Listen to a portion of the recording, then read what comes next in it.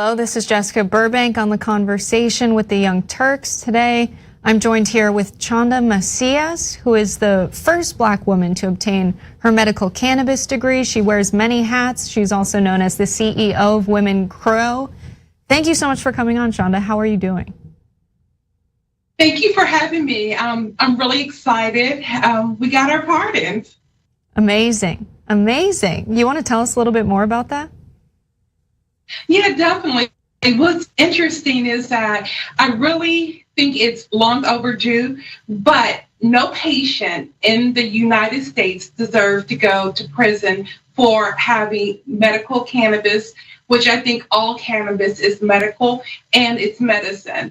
And for the president to now grant us pardons on the federal level definitely brings awareness to our cause and our movement, and to be able to take the medical cannabis industry to a whole nother level. And a lot of your work has been focused on women specifically and minority communities that were disproportionately impacted by the criminalization of marijuana. Can you say a little bit more about, being a woman in the industry? Is there anything more we have to do maybe to correct the difference? There's disproportionately white folks who own marijuana dispensaries and are involved in the sale of cannabis now that it's legal in many places. Can you say some more about what your work looks like in that respect and what maybe you think should be done? Definitely. So right now we have almost over 38 states that have been legalized cannabis to some degree, yet ownership for minorities is less than 4% of the whole entire industry. And then when you put like being a woman on top of that, I'm like non-existent. I'm the only one, and it's time to change that narrative. It's about empowering women that are more capable of being able to nurture or provide healthcare needs to patients and to people. And so when I look at the industry, not only has it had a lot of injustice for patients, but it also has for ownership. And so that's why we have initiatives that really focus on social equity, so we even have access to be a part of this industry. I think it's really interesting, your approach here, right? Seeing cannabis as medicine, and a lot of your work focuses on growth in the market by finding the appropriate strains for certain ailments. I remember when I was growing up, it was kind of like, you get what you get and you don't get upset. Now I live in California, there's access to more strains, and it's amazing the technology there. Can you say more about finding the right strain for ailments? Yes, it's strain ailment alignment. That's a key phrase I coined really early in my career when I saw that certain strains really perform their best with certain conditions. So I wouldn't change, if I had to work with patients and help them select their medication, all cancers are not the same. There's brain cancer, there's breast cancer, there's prostate cancer. And for me, being a biomedical researcher, I really start to look at the different components of the different strains and align them with a condition that can help the patient have that improved quality of health over time. And so cannabis is very much so a medicine. It's an alternate form of medicine, but it is unbelievable that in 2022, with over 38 states legalized, that people are still being imprisoned for using medication. Yeah, that framing is so important, because when I think about crimes, and when most people I think about crimes, they think about a social contract being broken, someone harming someone else. I don't consider people who want to smoke a little bit of weed dangerous. And in fact, as you point out, you're a woman of science, you're a biomedical researcher. You're looking at this as this is medicine, this helps people. And you're one of only two businesses in Louisiana that has a medical license. Can you say what it's like providing this service to people, and how people are receptive to this or not in Louisiana? Well, I'm in the Bible Belt, and we're the first to legalize the program in the South. And it has its challenges, but what I could say without a question is that it's universal in our voice that patients need healthcare that works for them, individualized healthcare. And so when you see a state like Mississippi to pass medical marijuana at 74% approval rate, you understand that patients need healthcare that works for them. And just demand alone is so important, and it's reflective of what the community wants. And it shouldn't be used to target certain communities, which it has been in the past, disproportionately locking up, imprisoning minorities because of the form of systemic racism. And it really hurts everyone else that needs a form of medication that can really help them. So it's time to really focus on changing that narrative and thinking about it that don't harm one population, because you're really harming all of us by saying that we're going to incarcerate patients, because now the rest of us will be deprived of a healthcare benefit that we need, and that is medical cannabis.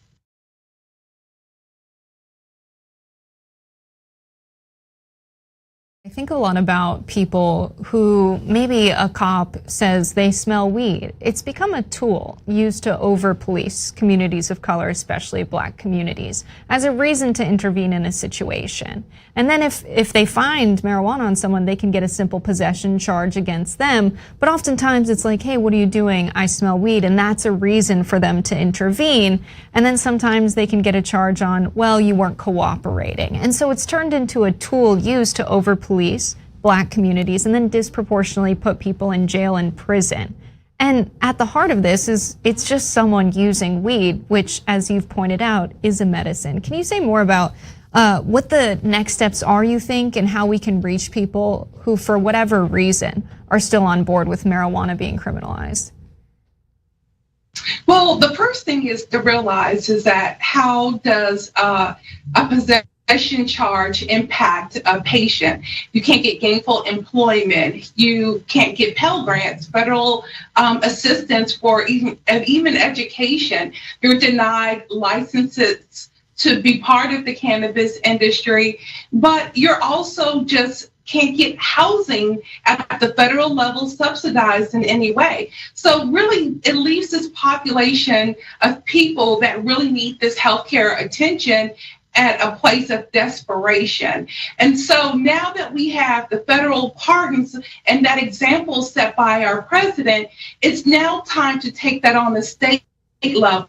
And what President Biden reflected in his comments is bringing awareness that the governors, not in all states, have the power to pardon, but in the states that do have that ability, they should really strongly consider that, so that now it can start to reverse those impacts that had on populations that were disproportionately impacted by the war on drugs. Right, yeah, it's unfortunate that, the federal move impacts about 6,000 people is the figure I keep hearing. There are an additional 2,000 people that don't exactly qualify that have simple possession charges at the federal level, but far more people at the state level. And this step is a good one, but you also advocate for things like tax reform and financial services reform. Can you say more about how that's at play here? Definitely. So what's so interesting right now is I'm so proud of our Congressman Troy Carter. He has been a champion in both the launching the Medical Marijuana Misdemeanor Expungement Act, where now that you've been pardoned, that on the federal level, you need your record cleaned up. And cleaning up your record takes a process, and he has laid out a plan be adapted on the federal level so that now it's removed from your record these convictions, and that you can have a clear path to your future. Now, also, he's carrying the bill called the Crime Act. The Crime Act allows people like myself that are minority, women, veterans, protected classes to have access to loans and funding sources to be a part of the cannabis industry. And so it's really important that we're reflective in this industry, especially since we were disproportionate impacted by the war on drugs. So you've been in this industry for quite some time. You have a strong sense of how the war on drugs has led to our current predicament of so many people being in jail and prison on simple marijuana charges and charges related to those. Now, were people expecting Biden to pardon folks? Were people asking for it in the industry? Is this something that you feel kind of lone wolfing, that you're advocating for it? You know, what's very interesting is that during the campaign, he did address the use of medical cannabis and supported that effort. And we've been waiting as a community to see what that looked like in terms of his support. Was it be some form of legalization? Was it going to be a criminal justice reform or a banking reform? And it was really nice to see that he led that path with really a civil rights or equality movement and bringing awareness to the fact that people have been in prison, and that he would start by instituting those pardons for those that were impacted. What's interesting about this, though, is that until it's really legislation and it's created, it's still a temporary path. And so for me and others in the industry, we're looking for a permanent solution. We need a solution that will be systemic for our future generations. So Black sons like the one I have, the two I have actually, will have their freedom in the future. And it can't be reversed like things that we saw with Roe versus Wade. It's time for us to make some concrete stances and push this type of narrative ahead so that future generations aren't impacted. You know, and as you say, it's medicine, it's common sense. There are specific strains that address specific ailments. This is not people who are dangerous. All of the crazy, cannabis stuff that you hear on Fox News drives me nuts.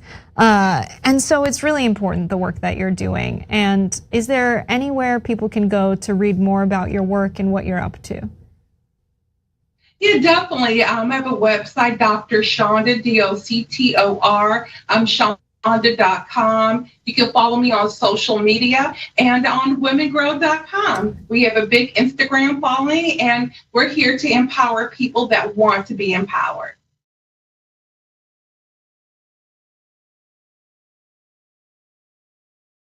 All right, I'm so excited to be joined by Derek Marshall, who is one of my people. Right? A working class kid who now spends their days fighting for better days, running for public office in California in District 23.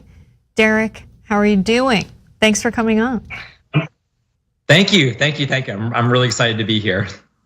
Yeah, so let's get into it.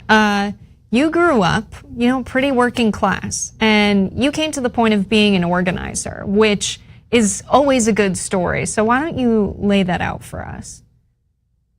Yeah, for sure. So, I had spent a couple of years, after college, and I lived in Europe for a bit before coming back. And when I came back, I threw myself into political organizing.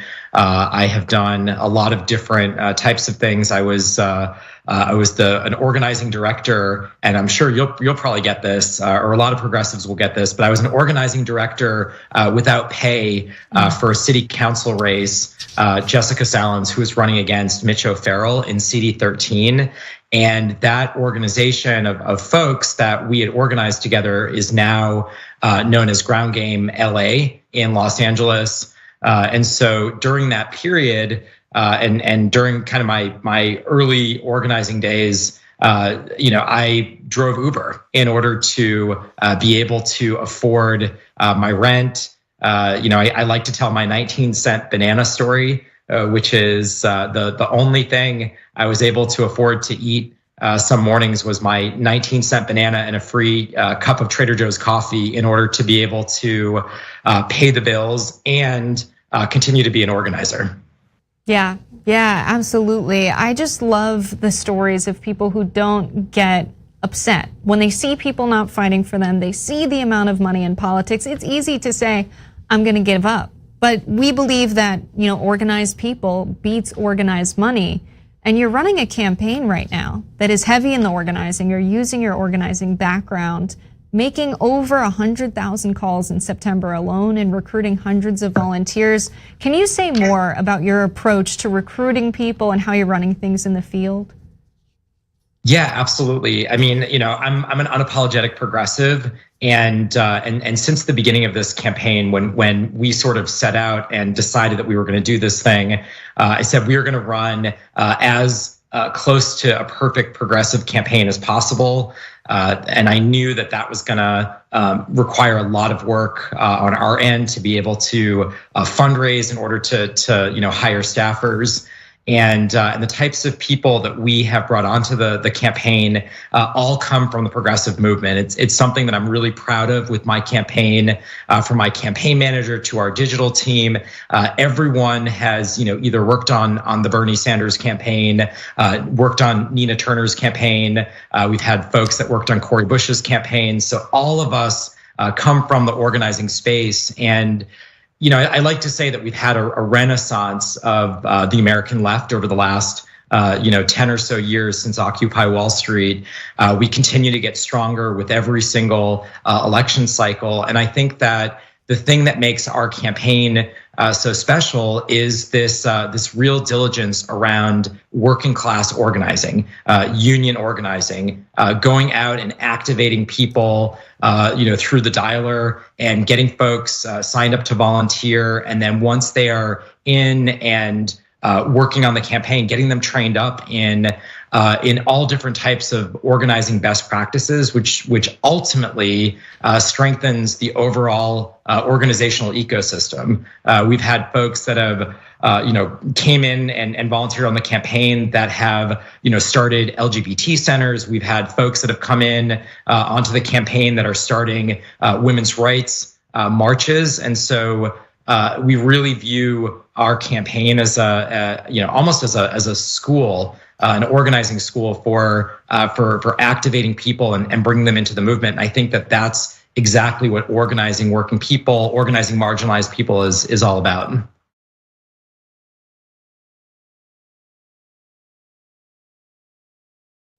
I always say that no one is a natural organizer. There's no one that is born on this earth that is like, I have everything I need to do this, and this is what I'm meant to do. It's hard work. It's uncomfortable to go to people's homes and talk to them and meet people outside of their workplaces and talk to them about politics and about the experiences that we have in our everyday lives. We're told about this American dream. If you work hard, you'll do well. And the evidence in most people's lives suggests that they work pretty hard and are still not doing well. And most politicians are bought and sold. And that's why people see folks get into office and not do much. But when you're in the community and you're organizing alongside people and teaching them how to stand up to power to make things better, that's a completely different campaign. And it shows that you really care. So can you talk about some of the core values in your campaign and what motivated you to run and what you all are fighting for? Yeah, so I think what motivated me to run was just the experience of being able to build power. At the grassroots level, starting on different campaigns and seeing that, this is how we're able to actually activate working people and how we're able to take fights for Medicare for all and really see it through cycle after cycle to get to a spot where suddenly Medicare for all is now hugely popular, and there's a world that I think we can all see where we're going to be able to pass some type of Medicare for all legislation, in the next cycle or two. And so for me, empowering people, helping folks to be able to realize their power, for me is just is a core belief. And I think for me, the moment that I decided to get involved, and decided to run for office was when I saw, basically it was Super Tuesday on the Bernie campaign, and I saw that this effort that we were pushing, and it looked like we were going to be struggling again, and so I decided to throw my hat in the race, or at least begin to think about it, because what I thought was well, we all need to get activated. We all need to jump in, and if we do that and we sort of do the organizing that we all have been trained up to, that we'd be able to actually see meaningful change. For me, it's about building. It's about building the power base so that we can achieve very, very tangible working class relief. The ultra wealthy in this country have way too much of the pie. I think we all know that. And it seems that a good chunk of both political parties don't really seem to center working class people or marginalized people. And for me, that's not what a working class party, that's not what a labor party is supposed to be about. And so that's why I'm running, is because I think that I would like to see a thriving labor party in this country that is fighting for a livable wage, that's fighting to cancel student loan debt, that is fighting for a woman's right to choose, that's fighting for social issues, that's fighting for economic issues, that helps to establish better equity and equality within the society. We always hear this narrative, right? That if Democrats want to win in the current landscape, you've got to go more to the center. You've got to take the establishment Democrat Party messaging. And the thing is, most people in America are everyday working class people who would benefit from all of the policies you just talked about. And you're finding on the ground that your message is resonating with people who typically vote with Democrats or NPP voters. Can you say more about how maybe you're finding that it's not true that we have to go to the center or stick with the typical mainline Democratic Party messaging?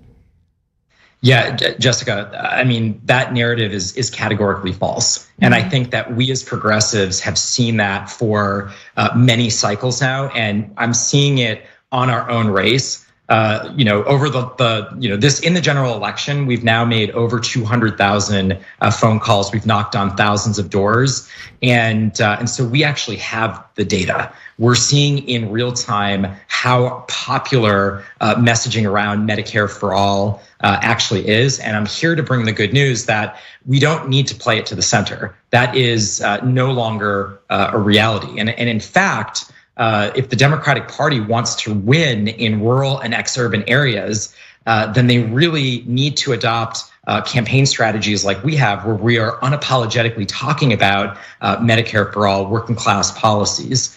And I think that the biggest thing with our campaign right now is that the moment that we win this thing, the moment that we are able to actually flip a red district blue on this unapologetic message, on this organizing strategy where we're making hundreds of thousands of calls, knocking thousands of doors, suddenly there's a new model in the country. And the whole progressive movement levels up to the next level where it's, oh, wait a minute, we are now competitive in rural and exurban areas.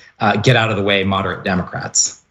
I think it's so important. You're running a campaign with this message that you're going to go to the halls of Congress alongside working class people. You're not there to be a hero and go off to DC and make friends. You really understand the importance of organizing along with people even after you get into office, which is so huge. And as an organizer or someone with a background in organizing, you understand the people's relationship to power. And a lot of people get into public office and they sell out or they start making deals with people. Organizers don't do that. They understand that we're not going to achieve anything unless we've got the people standing up and fighting power. Can you just tell us a little bit about that approach once you get into the halls of Congress? Yeah, absolutely. I think you hit the nail on the head. I mean, you don't choose to be an organizer for many cycles unpaid, unless you actually are unapologetic and authentically fighting for making the lot of yourself, your family, your friends, your community better. And I think that I'd actually not thought of it quite in those terms before, but I think you're absolutely right. I think that if there's any group of folks that probably are unlikely to be bought or sold once they get to Capitol Hill, I think it is organizers, particularly campaigns like ours that has not accepted a dollar or a dime in corporate donations. Thank you so much for coming on and talking, Derek. Is there anything else you want to share just before I let you go about the campaign that you feel the viewers should know? No, I just wanted to thank you, Jessica, for having me on. It's always a pleasure to be here.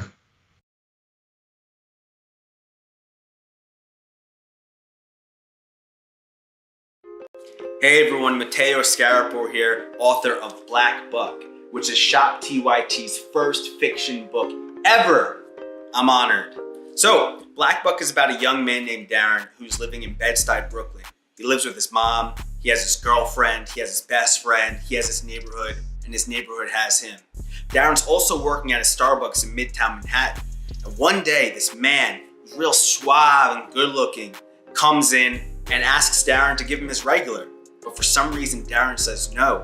This man named Rhett Daniels, who's the CEO of a startup called Someone, located on the 36th floor of the same building, is impressed. And he invites Darren upstairs, and then he extends an offer to join his elite sales team. Darren reluctantly joins, and he soon realizes that he's not the only black salesperson there. He's the only black person in the entire company. So he goes through hell and back in order to make it to the top. And once there, he has status, money, power, but he says, you know what? I don't like being the token black guy. So he hatches a plan to help other people of color infiltrate America's tech startup sales teams, redefining what it means to be a minority in the workplace. This book definitely, if you couldn't tell, touches on many things that are relevant to this moment that we're all living in right now, but it's also connected to the many moments in history that have come before today. I hope that you read it, I hope that you enjoy it, and if you want to order a copy, go to shoptyt.com.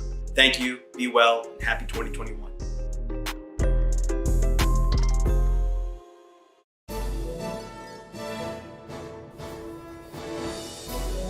Breaking news with Brett Ehrlich. This is Brett Ehrlich with Breaking News with Brett Ehrlich.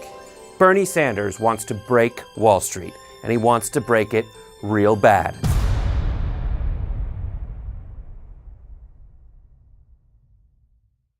Hello, beloveds. I have a big announcement. I'm launching a new daily 1-hour show with the Young Turks called Unbossed with Nina Turner, starting October 17th. We are going to be taking on corruption in all of its forms, whether it's big money, big pharma, the injustice system, the establishment of both parties. All that we love is on the line. They keep coming for the people, not serving the people. Now we're coming for them. Anytime anyone, anywhere tries to take power from the people, that is where we will be together on Unbossed. And not only are we going to take on these people, we're also going to have a little joy while we fight. What is life without having some joy? The channel's already up, so go subscribe now, yes, right now, at youtube.com/unbossedtyt.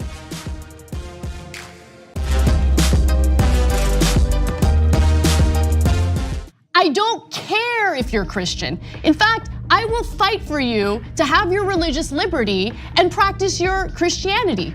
I believe in that. I don't believe in Christianity, which means that you do not get to dictate the way I live my life based on your religion. I don't care what the Bible says. You have every right in the world. All those women who identify with your religion have every right in the world to not get an abortion, to not take birth control, but they do not have the right to dictate my life and what I decide to do with my body. I don't care about your goddamn religion. I'm so tired of having nonstop conversations about what the Bible says. You live your life in the way that you interpret the Bible. Again, I don't care, but you don't get to take the Bible and tell me, well, the Bible says this in this chapter, in this verse. I don't care. I don't care. I don't believe in it. And I have the right, based on our Constitution, to not believe in it.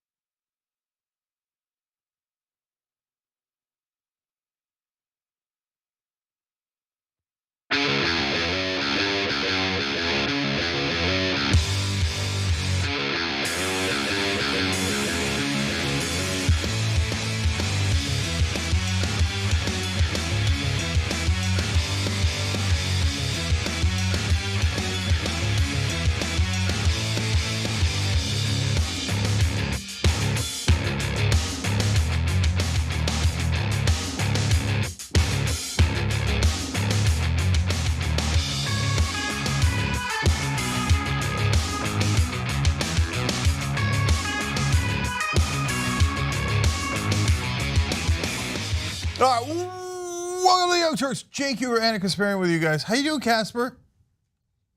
I'm doing all right. I'm hanging in there. All right, good to hear, good to hear. Look, fun and exciting things happening all over the TYT network. Is it true that Nina Turner's new show On Boss started today at 4 p.m. Eastern? You're damn right it did. I guess. I guess. Okay, we don't have to guess, it already happened. So she had a spectacular first guest. You'll never guess who it was. Was it me? I guess. It already happened, it was me.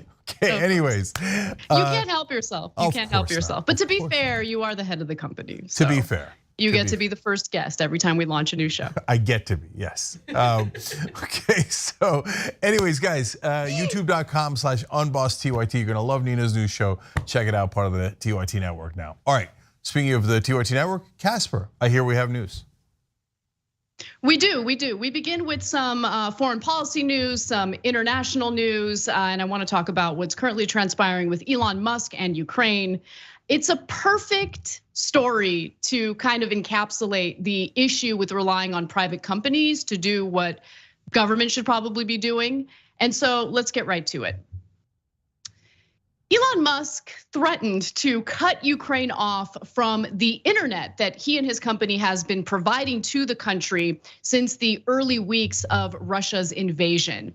Now, later, after putting out these threats, he seemed to suggest that he was backtracking, although his tweets backtracking seemed to be a little sarcastic. So let me set this all up and then tell you what the real motivation was behind this whole issue. So on Friday, senior US officials confirmed that Musk had officially asked the Defense Department to take over funding for the service Starlink provides in Ukraine. Starlink, which provides broadband internet service using more than 2,200 low orbiting satellites, has provided crucial battlefield communications for the Ukrainian military forces since early in the nation's defense against Russia's February invasion. So that's the background. That is what Elon Musk has provided for Ukraine in an effort to help them defend themselves against this Russian invasion. And then all of a sudden, he starts kind of complaining about it, complaining about the fact that the technology and the services that he donated to Ukraine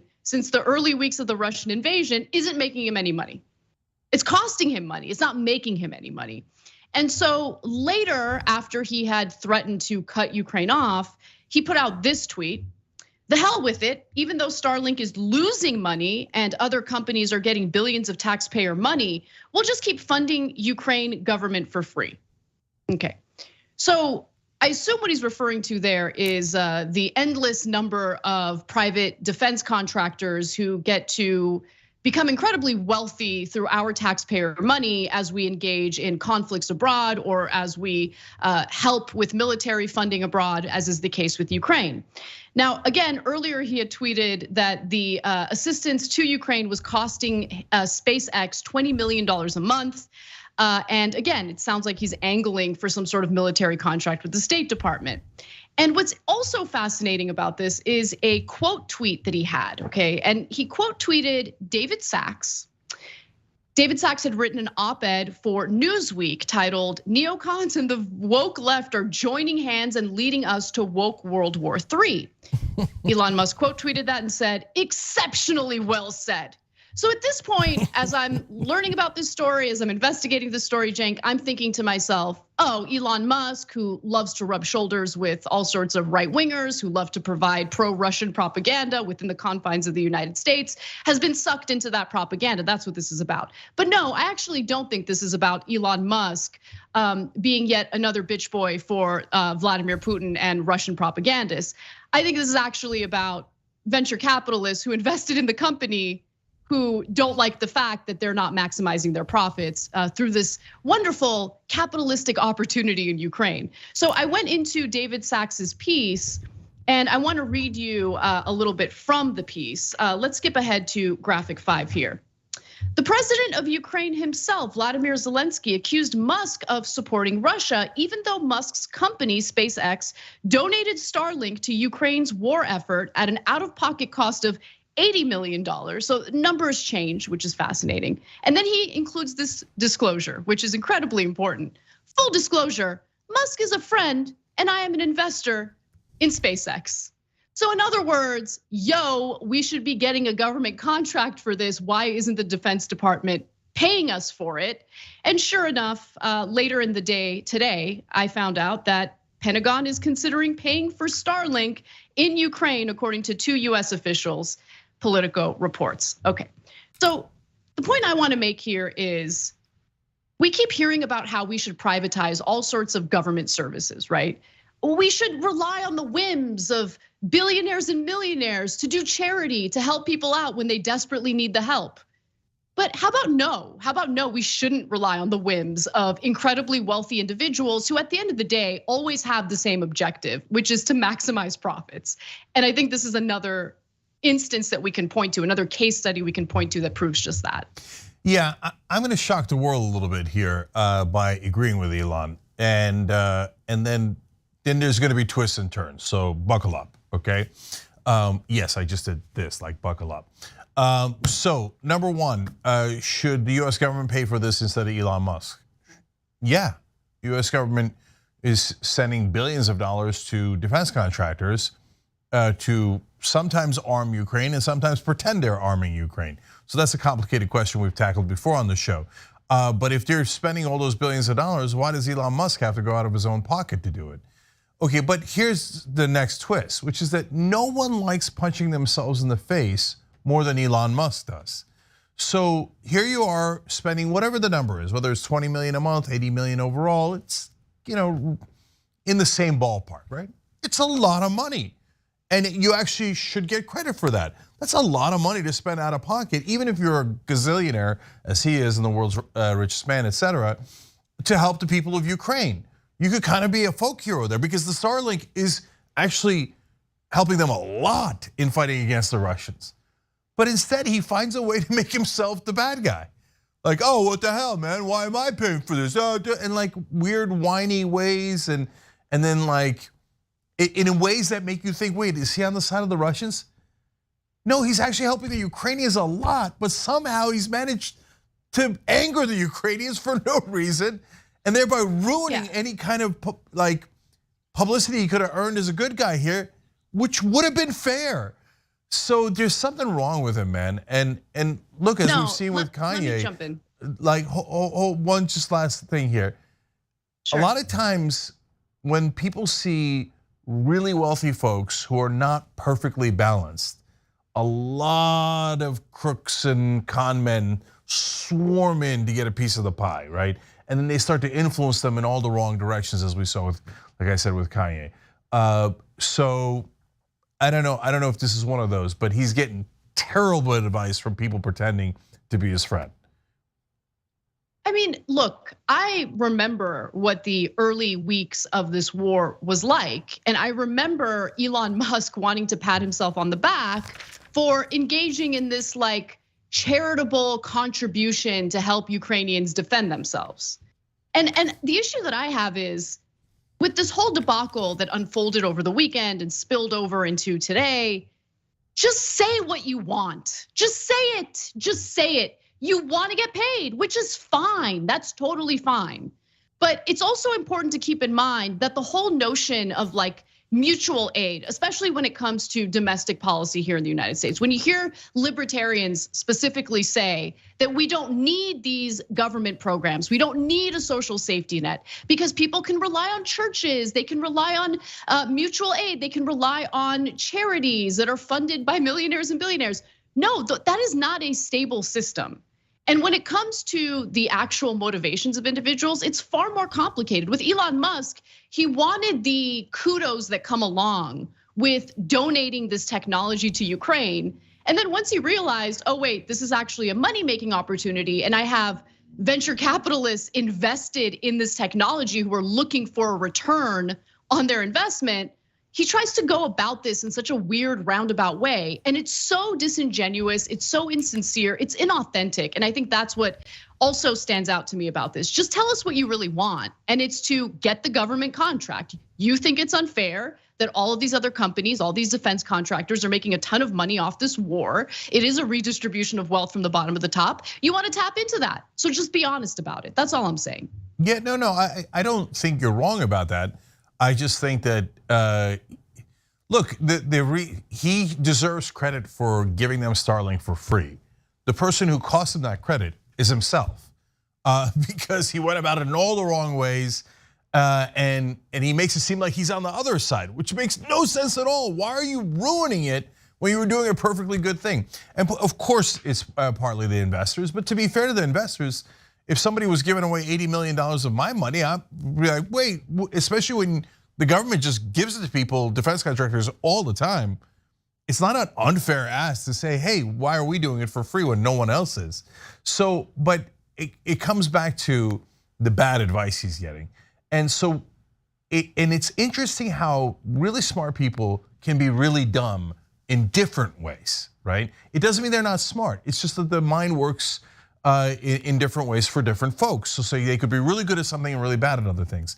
Like David Sachs is an amateur. He's a hack in Silicon Valley. But Silicon Valley folks don't know anything about politics, and they're almost all Republicans, and their number one driving factor is greed. And so when David Sachs comes around and goes, oh, did you know the Republicans are really great? And the Democrats are doing woke war 3. People like Elon Musk are like, exceptionally well said. Is it? It was just a stupid pun or whatever the hell that was. And by the way, none of these guys ever explain what it means to be woke. They just, whenever they hear the word woke, they're like, he said woke, exceptionally well said. So yeah, when it comes to it's just a PR catch-all phrase now for the right wing. What's that? Yeah, it's just a catch-all phrase now for right wingers when they want to talk about something they dislike. It doesn't matter what it is, even if it has absolutely nothing to do with the left. Like the left, I mean, there's been mixed commentary and analysis from the left when it comes to what should be done when it comes to Ukraine. My view is, well, we had a commitment and a responsibility to Ukraine when we got them to give up their nuclear weapons, which of course is a deterrent when it comes to Russia invading them. We offered them security commitments, but I do think that it's time to really question, like, when does that military industrial complex gravy train come to an end? Like, how many billions and billions of dollars in military aid packages are we gonna send to Ukraine? When is it gonna be enough? I think that's a legitimate question to have. Yeah, so last thing on that is, look, don't mistake what I'm saying for, yeah, sure, have at it. Spend billions more on Ukrainian defense through Raytheon and Northrop Grumman, et cetera. So no, we've given a ton of money, and a lot of it is so that those companies can replenish their stock, as we've already sent old weapons to Ukraine. And some of them are great, don't get me wrong, but it's not like they're making them and sending them. We've discussed this before. So if people want to say, hey, enough's enough, okay, that's an interesting and important debate for us here in America. But leaving Elon Musk out and having everybody else make money while he loses money, I agree, is irrational. He just desperately needs better PR and better political advice. But among the greedy pricks that live with him in Silicon Valley, that is very, very unlikely. Well, let's move on to some other greedy pricks, and that's corporate politicians, including those in the Democratic Party, who are really hurting themselves with this upcoming midterm election. So Democrats appear to be in a lot of trouble. According to the latest poll from the New York Times and Siena, they're looking into how voters feel about both parties as we quickly approach the midterm elections. And something that should be incredibly unsurprising to everyone, but especially the Democratic Party, is that the majority of voters are mainly concerned with the economy more than any other issue, including the fact that women just had their reproductive rights stripped away from them. Now, according to this New York Times Siena poll, 49% of likely voters said that they plan to vote for a Republican to represent them in Congress on November 8th, compared with 45% who plan to vote for a Democrat. Now, this is not good news because the result represents an improvement for Republicans since September, when Democrats held a 1-point edge among likely voters in the last Times Siena poll. So the voters are asked, what is your number one concern? What is the top priority? And of course, the economy was number one. Other issues didn't even come close. In fact, when it comes to Republicans, they cited the economy by a 2-to-1 margin. And so, as the Times also writes, with inflation unrelenting and the stock market steadily on the decline, the share of likely voters who said economic concerns were the most important issues facing America has leaped since July to 44% from 36%, which is far higher than any issue, as I mentioned earlier. And there's even more bad news. So that poll showed that Republicans actually opened up a 10% point lead among crucial independent voters, compared with a 3-point edge for Democrats in September as undecided voters moved toward Republicans. So what we're really having a conversation about isn't individuals who typically identify as hardcore Democrats or hardcore Republicans. We're mostly focusing on those independent voters. And when it comes to independent voters, not looking good for Democrats. And also the largest swing noticed in this poll was among independent female voters. This is what was really interesting to me, especially when you consider the reversal of Roe v. Wade. In September, they favored Democrats by 14 points. Now, independent women backed Republicans by 18 points. And one of those women is a 37-year-old who spoke to the Times. Her name is Robin Ackerman, registered Democrat, but this time around she plans to vote for Republicans in the midterm election. She says, "I'm shifting more toward Republican because I feel like they're more geared toward business," said Robin Ackerman, a 37-year-old Democrat and mortgage loan officer who lives in Newcastle, Delaware. Ackerman said she disagreed 1000% with the Supreme Court decision to overturn Roe v. Wade and erase the national right to an abortion. But that doesn't really have a lot to do with my decision, she said, of her fall vote. I'm more worried about other things.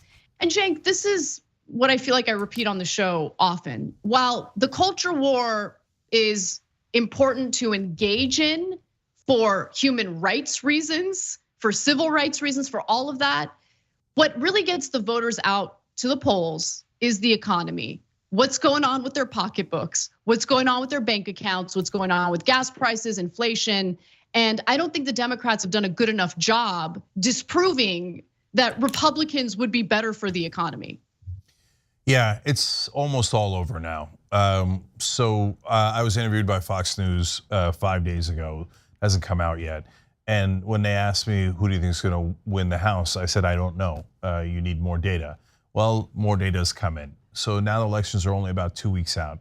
Democrats used to have a 1-point lead. Now they have a 4-point deficit. So a 5-point swing at the national level is devastating.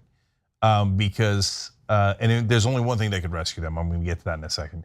Because we're not talking about a local race or even a state race where you could have more wild swings. At a national level, those swings get ironed out because there's a lot more people. And so the numbers become a little bit more reliable. So the districts are deeply gerrymandered, but still a 5-point swing near the end of the election will make a giant difference in anything that's close to a swing district. So the Democrats are almost definitely going to lose the House now. So is it an outlier poll? I suppose so. I say almost because you would need a couple more polls to confirm this, and you need to get a little bit closer to the election. But we're pretty damn close. So what could rescue them? Well, what could rescue them is an all-out assault in the last 2 weeks on the Republicans on the issue of the economy. Will the Democrats do that? No, there's no chance they'll do that. So that's why we're pretty much doomed. So they barely mentioned the economy at all. Why? Because of 2 reasons. One, they're not very bright. Okay, so I'll get to that more in depth in a minute. But I say they're not bright in this context because, well, if 44% of the voters say that the economy is the #1 issue, and that issue wins by a landslide, abortion coming in at 7%, you would think that you would want to talk about the economy in your ads, and they're running almost no ads on the economy. Why? Because they drank the Republican Kool-Aid. They think the Republicans have a huge advantage on the economy. Why would the Republicans have an advantage on the economy? Now, I get it. Biden's in charge, Democrats are in charge in way of high inflation, right? But you don't have to just stop the analysis there. Well, what would help the average American with high inflation? Well, if they had higher wages, that would help, right? because then you could pay for all that stuff that costs more now. Well, good news, theoretically in the Democratic agenda, you got $15 minimum wage, which would raise the wages of not just people making minimum wage, who are all working Americans, but it would also create pressure to raise everybody else's rates and wages. So now what would that create? That would create all of television and Fox News and the Republicans yelling at you, higher wages is terrible, we need lower wages. Boom, you got them, and you win. It's that simple. But they won't do it because they're not that bright. But more importantly, the second reason, because their donors own them. So if they talked about higher wages, their donors, the Democratic donors, would bite their heads off.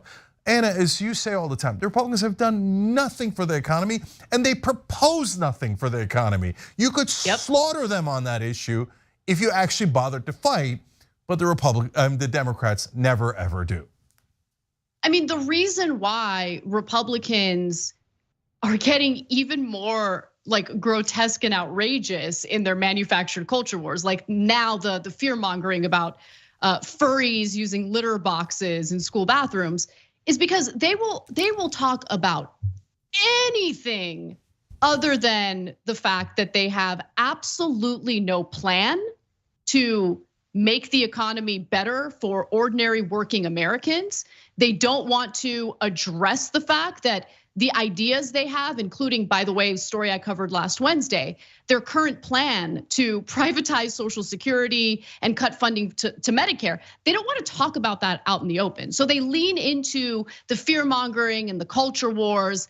And when Democrats allow them to frame the debate, frame the argument, think about how it plays out over and over again. The only thing Democrats can do in trying to engage in the culture war debate is scold them, right? Scold them as racists and bigots. And if you're an ordinary American struggling with inflation, unable to pay for the insanely expensive gas prices at the pump, unable to pay for the inflated costs of food, if you've seen your retirement savings slashed as a result of the stock market suffering right now, you don't care about Democrats wanting to scold people for being racist and bigots. You want to know, okay, is anyone going to do anything for me? You know what I'm saying? So I feel like the anger and the frustration is understandable. And I think, Cenk, I'm going to tweak your argument on one thing, which is no, the number one reason why Democrats allow Republicans to frame the debate on culture war issues, and the reason why they don't force Republicans to talk about the economy, is because of the corruption. I think that the fact that corporate interests have completely taken over the majority of politicians, both on the Democratic side and Republican side, is incredibly detrimental to the American electorate. Yeah, no, don't get me wrong. That's definitely number one. Being stupid is a distant second to why they're not fighting on this. In fact, here, let's just fill in the rest of the blanks here. They had paid family leave. That was in their agenda. It polls at over 80%. It polls at over 70% for Republican voters. It's a layup, biggest layup in American history. So what do you do with it? You propose it by it was in Build Back Better. Republicans killed it. First of all, you should say in all your ads, the Republicans killed paid family leave. Monsters, monsters. They want you to go back to the mines and to the assembly lines and back to Walmart, where you work the day after you deliver. That's accurate, right? And paid family leave is super popular. Child tax credit was intensely popular. The Republicans killed it, the Republicans killed it, the Republicans killed it. Now, of course, the reason why they don't do all that stuff is exactly what we explained. Look, paid family leave, they can do that right now. Why? I mean, this goes back to corrupt and stupid.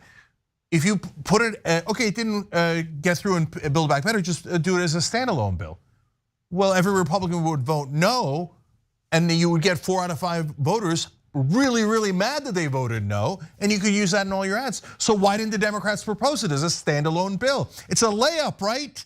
Right? These guys claim, they're just playing 4-dimensional chess. And idiot news actors on television say the same thing. No, they don't even know how to play 1-dimensional checkers. They're like, So why didn't they do paid family leave as a standalone bill? Because their donors told them not to.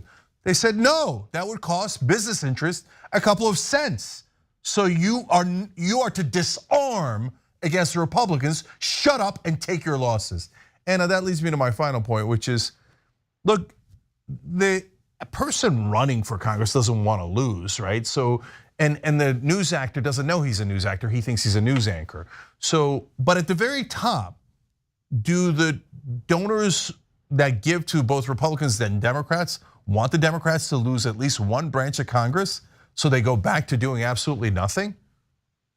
Of course they do, right? So tons of Democratic donors are not going to be that upset if they lose the House. That's going to work out really great for them, actually. So we're getting exactly what the donors wanted, as happens every single time, because our system is based on bribery. They're allowed to simply bribe the politicians, and we call them campaign contributions, and we go round and around playing this kabuki theater, which is total nonsense. Absolutely right about that. We're going to take a break, but when we come back, turns out that Roger Stone had some choice words for Donald Trump and his family members in 2021. We've got some footage of what he had to say and more coming right up.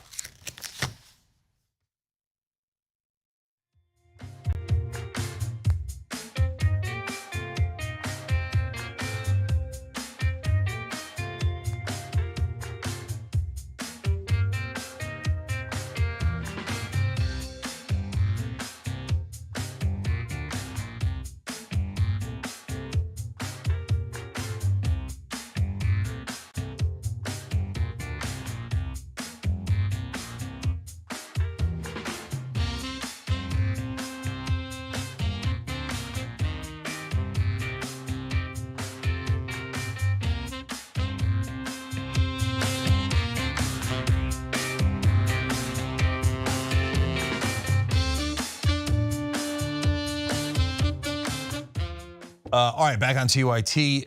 Let's go to Super Chat first this time. Earlybird42 wrote in, hey TYT, so excited about On Boss today. I made a little something for Nina to commemorate her new show. If I send it to the studio, will she get it? Well, wherever you sent the last stuff, the answer is yes. Also, did any cast or crew still need a flask? No, we're good. So we've got coasters like this that is also the same material, the flask. I love it. I have my flask. You're amazing. Thank you so much. Our audience is the best of the best. So it's wonderful of you in every way. All right, now Warren McNeil said, Cenk Uygur, the only host / journalist in America who can rock a tablecloth. Hey. Uygur will read anything in the iPad. No, I'm kidding. I saw that ahead of time. I happen to like this shirt. This is actually a very common shirt. You'll see it all over movies and TV. Every time, I have that one. I have the same tablecloth. Okay. All right. Now let's go to YouTube members. French Fry says, "You all at TYT are my favorite people now. I love your humor and your ability to convey important information. Thank you for a good 7 years so far." Wow, thank you, French Fry. 7 years. That's wonderful. Thank you. Jason McDonald says, WAPO article back in April showed that Elon did not donate to Starlink. I wouldn't believe a thing Elon says. Well, that's interesting, JC, and I'll go back and try to confirm that. But my understanding is he owns Starlink, so if they're giving it, it's certainly costing him some money. Just My T says, congratulations on Boss. Also, Anna's hair is fire tonight. So Anna, they're reporting a 5-alarm fire on your head. Okay. Meanwhile, I don't know where she went. Okay, Margarita on the Rock. She's putting out the fire. That's where she went. Okay. Margarita on the Rock says, "Hey all, Unbossed was fire." So apparently we're surrounded by fire. Hashtag climate change. Michael Malbon makes an interesting point. Crazy that Cenk is banned from CNN, but Fox News will interview him. Isn't that funny? CNN says it's because I criticize them too much. I'm pretty sure I criticize Fox News a significant amount, perhaps a wee bit more than CNN, but apparently they're okay with it. But there is a difference. So right-wing media feeds off of conflict, and so they don't mind. It depends on the show. Tucker Carlson does not like conflict. He only likes people who bow their heads. I will only do Fox News interviews if I'm allowed to talk smack about the right-wing, Republicans, Fox News, etc. And some of the Fox News folks don't mind that. At CNN though, they're doing corporate propaganda. So if you don't agree with corporate propaganda, they don't want your voice getting out at all, because that's dangerous, especially if you're a progressive, because you're right. It's easy for them to go, QAnon, Tom Hanks is not drinking blood of children, you idiots. Progressives, Americans don't want higher wages or free health care, or they do, don't let them on, don't let them on. By the way, I'm also banned from MSNBC. They're total frauds. They're not at all progressive. They're not barely even democratic.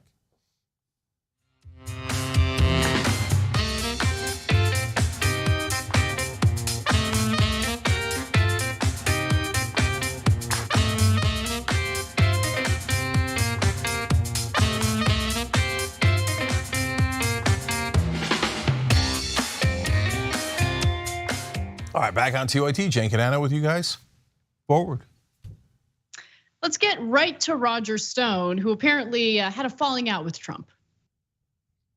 I'm going to go public supporting impeachment. I have no choice. He has to go. He has to go. Run again. You'll get your brains beat in. You just heard from a close Trump confidant, Roger Stone, who apparently was not too happy about Trump and the fact that Trump refused to pardon him after the January 6th riots took place. Now, Roger Stone, of course, is being investigated for his involvement in the January 6th Capitol riots. But even though Trump had pardoned him previously for his other criminal charges having to do with obstruction of justice, lying to Congress, and tampering with a witness, he just didn't pardon Roger Stone after January 6th. Now, for those of you wondering, well, where's that footage from? I should note that it was filmed on January 20th of 2021. So obviously a few weeks after the January 6th riots took place. The footage was released on Saturday, this past weekend, by Danish filmmaker Christopher Goldbrensen, whose team was granted permission to shadow Stone for more than 2 years, including during the months when Stone was working behind the scenes to aid Trump's attempt to overturn the 2020 election. You know, I remember, Cenk, when Roger Stone was the topic of a Netflix documentary that really painted him as this incredible genius. And I feel like the filmmakers behind that documentary really need to question whether they genuinely think he's a genius, especially since he was helping to conspire this insane plot to overturn our democratic process and just hand Trump victory, even though he didn't win the general election. And he had like a film crew with him the entire time. Yeah. Genius. Well, so remember, Trump gave him a pardon on the first crime, and he was supposed to serve 40 months in prison, which is a lot. And so this is on January 20th. This is shot then. So then Stone knows Trump is officially out of office. Biden officially is in office. He will not be getting a second pardon for the crimes of planning a coup, basically, against the United States of America. But I think that's where it gets weird, because he says he would support impeachment against Trump, but impeachment is for the same crime that you're mad you didn't get pardoned for. So how could you possibly support an impeachment of Donald Trump on that when you yourself were involved in that plot? And maybe it doesn't have to make sense. It's right wingers, right? Well, can I jump in? Because I've been thinking about that a lot as well. And I just think that it's more of this bitterness, this notion of, if I'm gonna go down, I'm gonna make sure you go down with me kind of attitude. I think that explains it.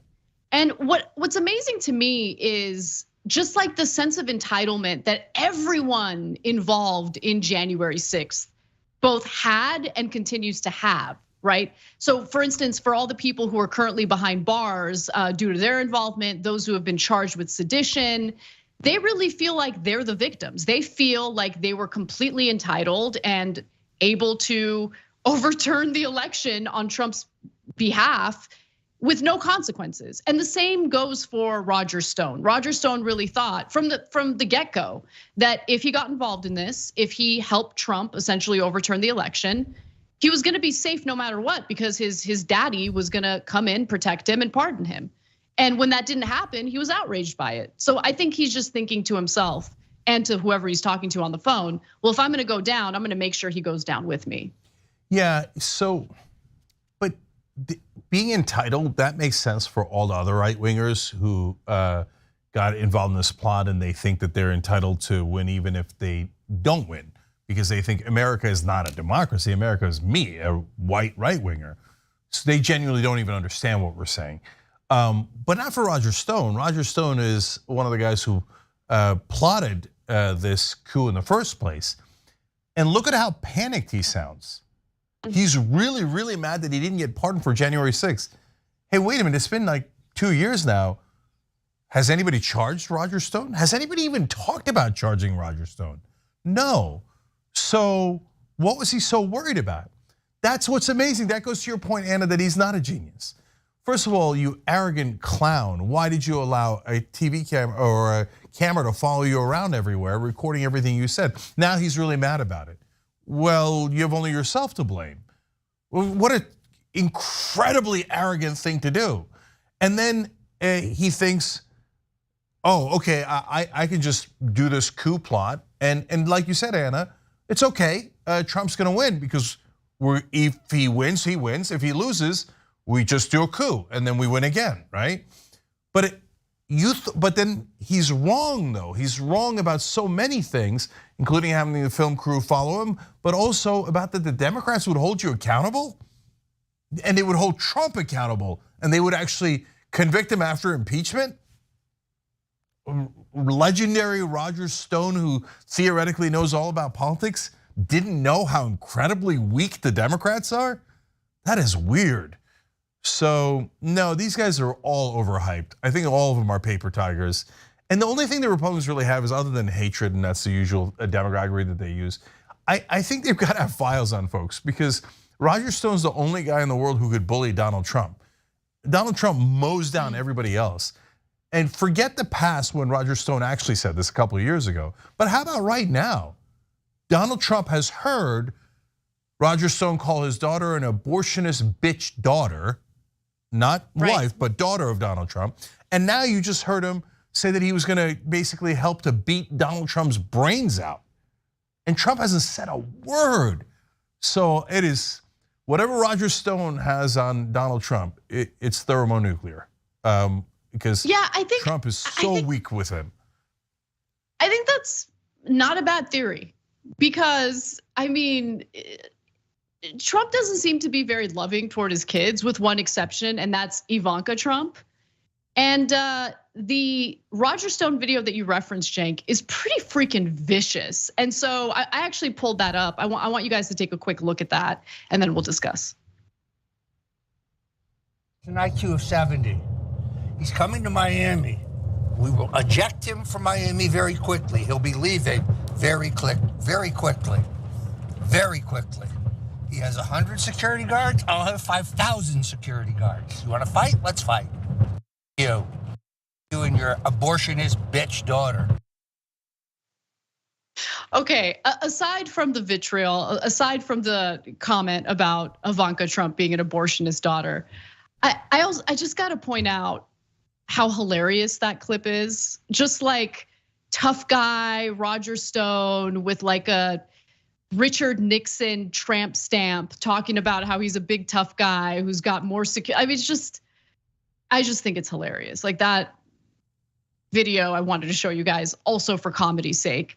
But one other thing I want to note is Ivanka Trump is on the record as being anti-abortion. In fact, during an interview in 2020, she's like, I'm anti-abortion, unapologetically so. And Roger Stone, presenting himself as this anti-abortion, pro-life individual, like he cares about lives so much. Except for other portions of this documentary where he's filmed talking about, killing political opponents. Let's just take a quick look at that. The voting, let's get right to the violence. Let's get right to it. Shoot to kill. See an Antifa? Shoot to kill. Come. Done with this bull. Roger Stone, famously pro-life, as you can hear from the clip we just showed you. It's insane. Yeah, of course, Roger Stone doesn't care about abortion at all. And I don't know what Ivanka's real position on abortion is, but he didn't say that she had a position on abortion. He called her an abortionist. That means someone who got an abortion. And so I don't know if she got one or not. I have no idea. And I'm not the one making the charges. Donald Trump's best buddy is. So certainly a question Ivanka should be asked, but much more importantly, it's a question Donald Trump should be asked. Did your daughter have an abortion? And do you think we should put her in prison for it? Because your best buddy, the guy you pardoned earlier, someone who's in your mob, in your criminal enterprise, says that she's your abortionist bitch daughter. So what does he mean by that? And by the way, are you angry at him? Isn't it weird that you're not angry at him? Do you agree with him? These are all legitimate questions that should be asked of Donald Trump. Yeah, absolutely. And you're right. I mean, Donald Trump has incessant diarrhea of the mouth. Like he will go after anyone who slights him, even a tiny, tiny bit. I mean, he's still going after Jeff Sessions, poor guy. But when it comes to Roger Stone, it is amazing that he's just kind of letting him say his piece without any type of pushback whatsoever. So we'll see how this develops. For now, though, we're gonna take a quick break. When we come back, unfortunately, over the weekend, more grotesque Kanye statements came out, including an interview he had. So we'll talk about that. We'll talk about how he has been reported to make a deal to purchase Parler. All of that coming right up. Don't miss it.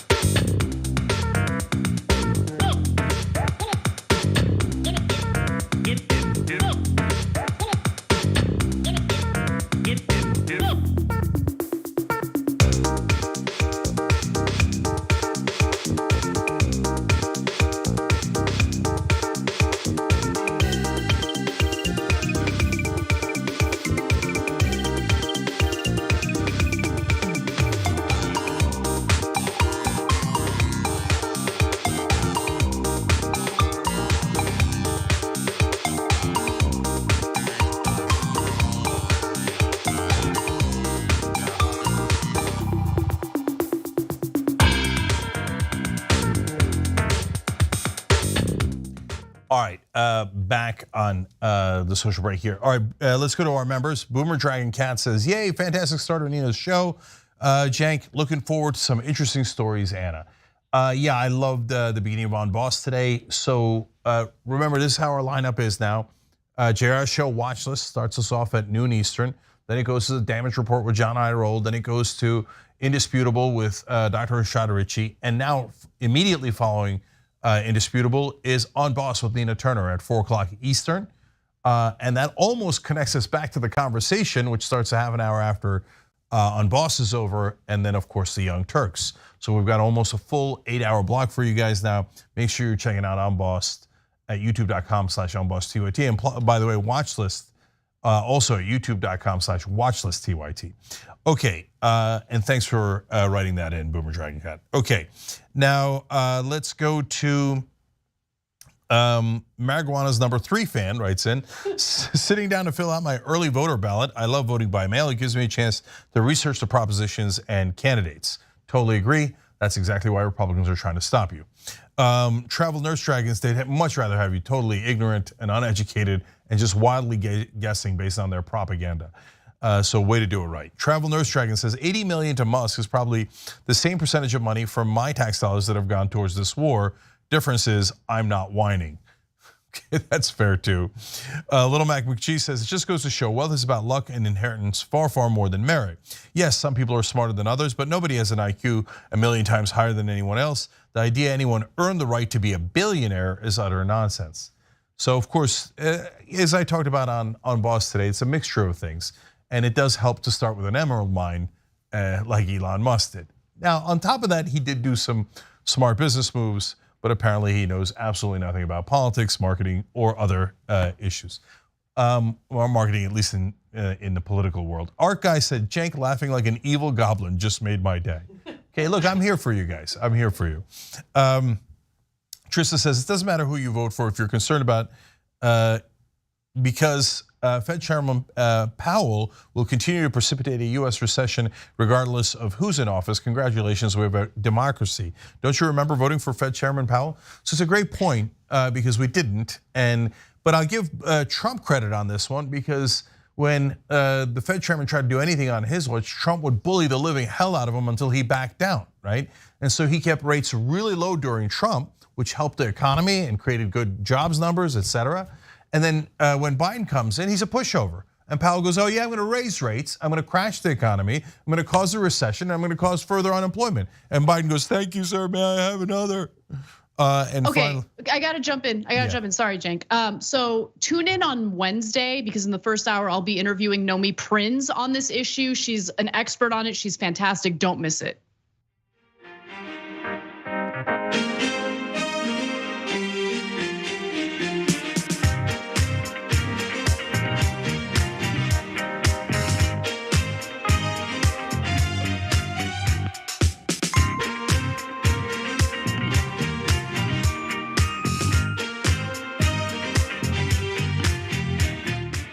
right, back on TYT, Jank, Anna, and Super Killer Dog are here. They just joined by hitting the join button below on YouTube. Everybody else, you can do it at tyt.com/join. Great time to be a member. We're giving away $100 gift cards every week to at least 100 members. So Casper, take it away. All right. Well, we've got some more Kanye news, this time having to do with a social media platform that we haven't actually heard much from in recent months, but nonetheless, let's discuss. Kanye West is reportedly set to acquire a social media platform for right-wingers known as Parler. Now, it's not a publicly traded company, so they don't have to disclose the health of their company. But if you look at their user numbers, Parler, not so great. If you look at the story from a broader perspective and look at it contextually, also not so great for Kanye, who might be getting scammed by right-wingers who are exploiting his mental health issues for profit. So let me give you the details and then I'll make my case. Now, Parliament Technologies, that's the company behind Parler, announced it has entered into an agreement in principle to sell Parler to Ye, who has been taking a bold stance against his recent censorship from big tech. Yes, what a bold stance to whine about being censored from, the more popular social media platforms for saying grotesque, disgusting, anti-Semitic garbage. In a statement though, Kanye said this about potentially acquiring Parler. In a world where conservative opinions are considered to be controversial, we have to make sure we have the right to freely express ourselves. I will give Kanye and other right-wingers credit for taking the mantle of conservatives being associated with anti-Semitism and hate.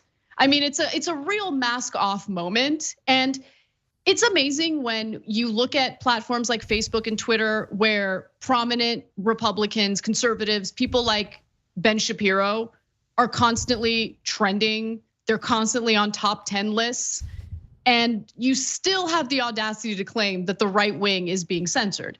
No, there's certain hate speech that these platforms don't want to be associated with. So when you say something, again, grotesque and anti-Semitic, they might want to take that tweet down. But the right wing, along with Kanye, like to equate anti-Semitism to conservative thought. And I guess they're accurate in saying that. Now, the plan to close, they plan on closing this deal by the end of the year. So in the fourth quarter of 2022, of course. The CEO of Parliament Technology, though, is someone you should know about. His name is George Farmer, and he happens to be, that's right, Candace Owens's husband. Oops. Yeah, so this, in my opinion, might be yet another sign that Kanye's mental health issues are being exploited, not just for propaganda purposes, but also for cold hard cash. And we'll see how it plays out. But Cenk, I'm curious what you think. Yeah, so he's definitely getting robbed, in my opinion. Now, so let me explain why. First of all, this deal's happening super quick. So sure, it's gonna take some paperwork to get to the end of the year, but they have an agreement that is solid enough for them to go public with it. And in fact, George Farmer told all the people that use Parler, I don't know if he hand wrote the 3 letters to send to them, but so it's official in that sense. That is super quick to make a deal. I don't know how long they've been talking about it, but he said that he got banned from Instagram and Twitter, what, about a week ago? Okay, so not awfully savvy to not do any of the due diligence in the deal. You could ask his friend Elon Musk about how that turned out, where Elon Musk overpaid by tens of billions for Twitter because he didn't do his due diligence. So, but when I found out that Candace Owens' husband was the guy who runs Parler, I was like, oh, okay, that explains everything. In a sense, it wasn't quick. Candace had him in that headlock for a couple of years now. Oh yeah, Kanye, you're so brave. You're so, come here, come this way, come this way. Oh, buy Parler, buy Parler.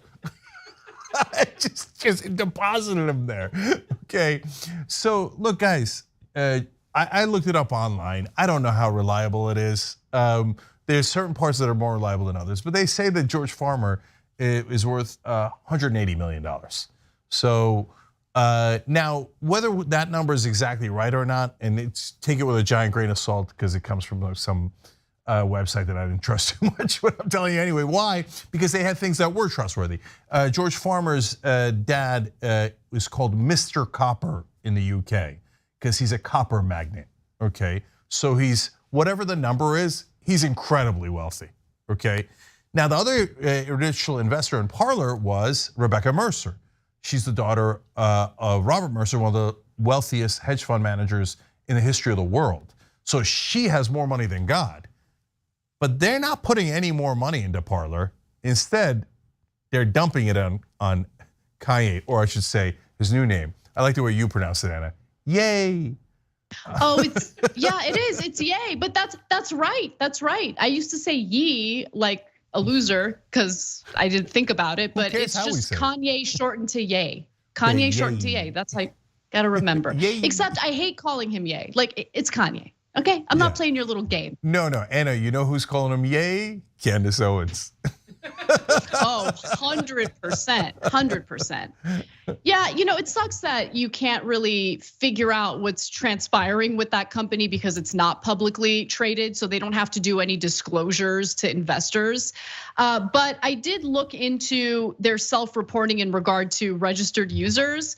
And let's talk about that a little bit, because I think it's important to do a comparison to other social media platforms. So let's go to the last graphic here. According to reporting from TechCrunch, Parler's monthly active user base on iOS and Android is 250,000.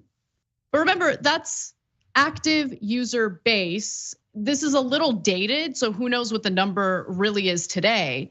Facebook, just for comparison's sake, Facebook has over 2.9 billion monthly active users, while Twitter has over 200 million monetizable daily active users.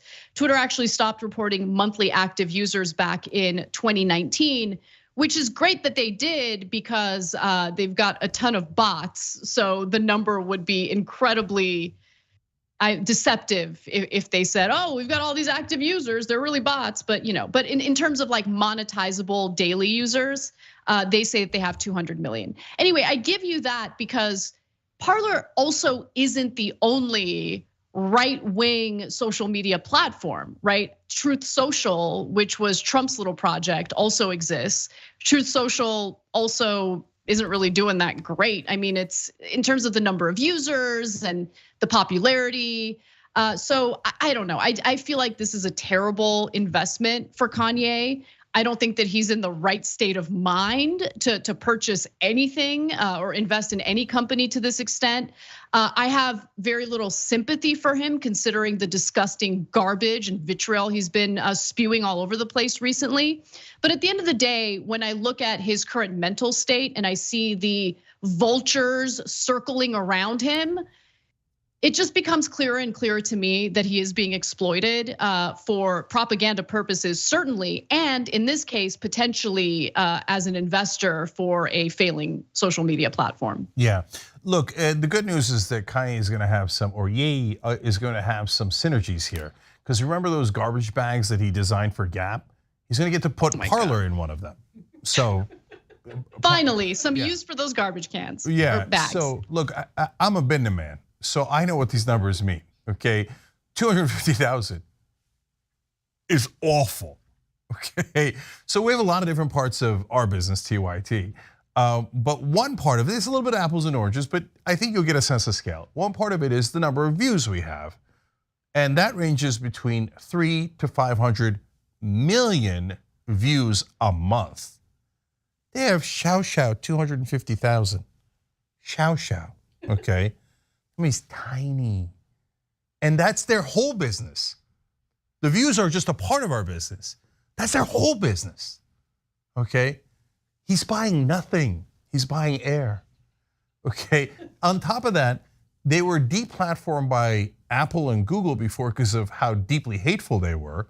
And when they were deplatformed from the app stores, they were like, it nearly ceased to exist, right? Now Kanye is saying, I'm gonna buy it and I'm gonna bring anti-Semitism back, baby, okay? No, It's better than that, Cenk. It's better than that. Because think about it. What's the whole business model for Parler, Truth Social, all of these right-wing social media platforms? Oh, we don't do moderation, we're uncensored, we're raw, we let people say whatever they want. Well, that got them booted from the Android store and the Apple store.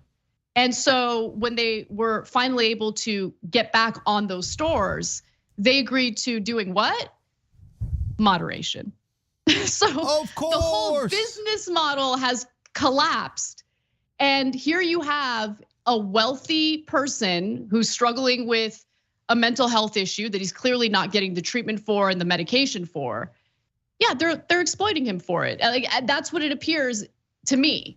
And so the question is, will Kanye ever wake up to any of this? I don't know, but he is surrounded by a bunch of yes men who refuse to tell him, hey, this is a bad idea. Don't do this. So he's gonna do it. We'll see how it plays out. You took what I was gonna say, which is that you can't do anti-Semitism over the top like Ye is and not get deplatformed. So when they get deplatformed, if it was worth $10 now, it's gonna be worth $0 the minute Kanye puts his first post up. They're gonna get taken off the app stores and it's over, it's over. Why do you think they brought moderation back? Because otherwise they would cease to exist, they would be bankrupt. Why do you think they're not putting a single more dollar into that company? And so what Candace Owens did is like those low-level con men that like troll Senior Citizen Center, hoping to find a rich one and steal their money. And so when she found Kanye, she's like, how did I get this lucky?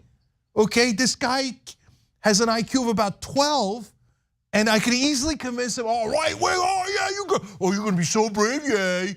Yay, you're gonna be so brave, right? Oh yeah, he's like, finally somebody figured it out. Oh, you're a genius, yay. Oh yeah, I am, aren't I? I'm Jesus and Moses put together, isn't it? Oh, you are. Here, buy this. I bet he paid so much money for this pile of trash that's Parler. And even if everything I'm saying is wrong, which it most certainly is not, there's no way that thing's worth a dime, okay? On top of that though, you have Rumble and Parler and Gitter and True Social, and now Elon Musk is buying Twitter. So that's 5 right-wing social media sites. How many do you need? Okay, so this is an epic disaster for everyone except the Owens family, who tonight only have one word in mind. Yay. That was excellent. I can't add more to that. We got to end it there. Okay. But for now, we're going to take a quick break. When we come back for the second hour of the show, we'll discuss the vile statements that Kanye made in a recent interview with Drink Champs.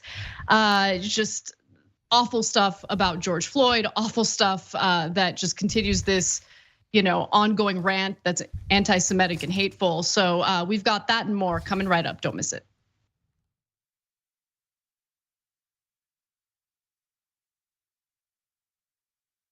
Every day, the Young Turks delivers 2 hours of solid, fact-based, timely news and progressive commentary on all the day's most important stories. We keep our viewers informed while also providing perspective and insight on the news we cover, so you understand not only what's happening, but also what's happening behind the scenes, the stories behind the stories. We play musical chairs and put these children in one awful detention facility to the next. That's what's happening at the border.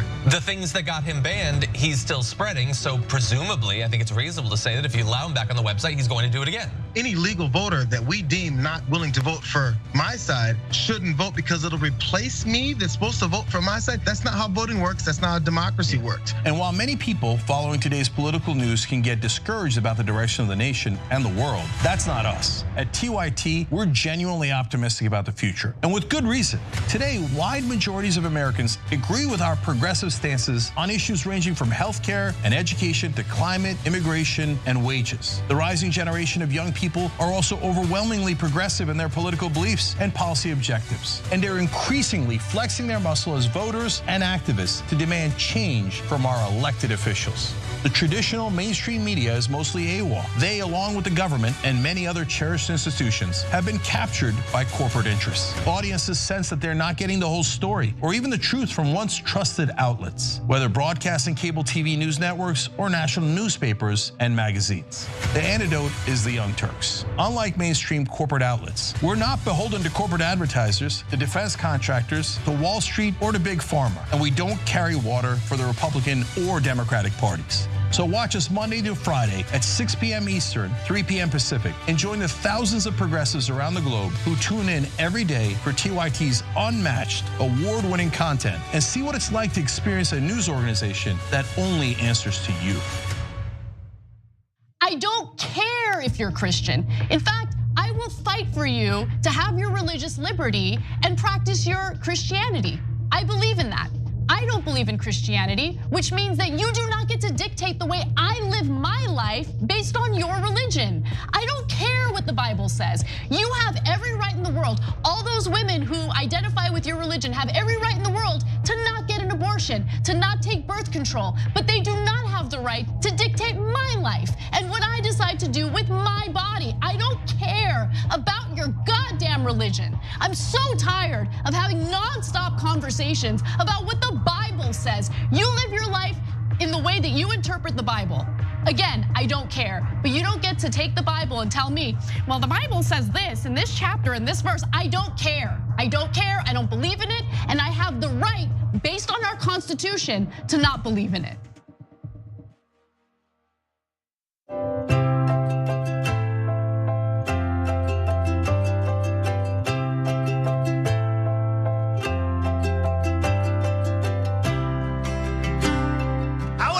Walking the dog on the White House lawn, would that be?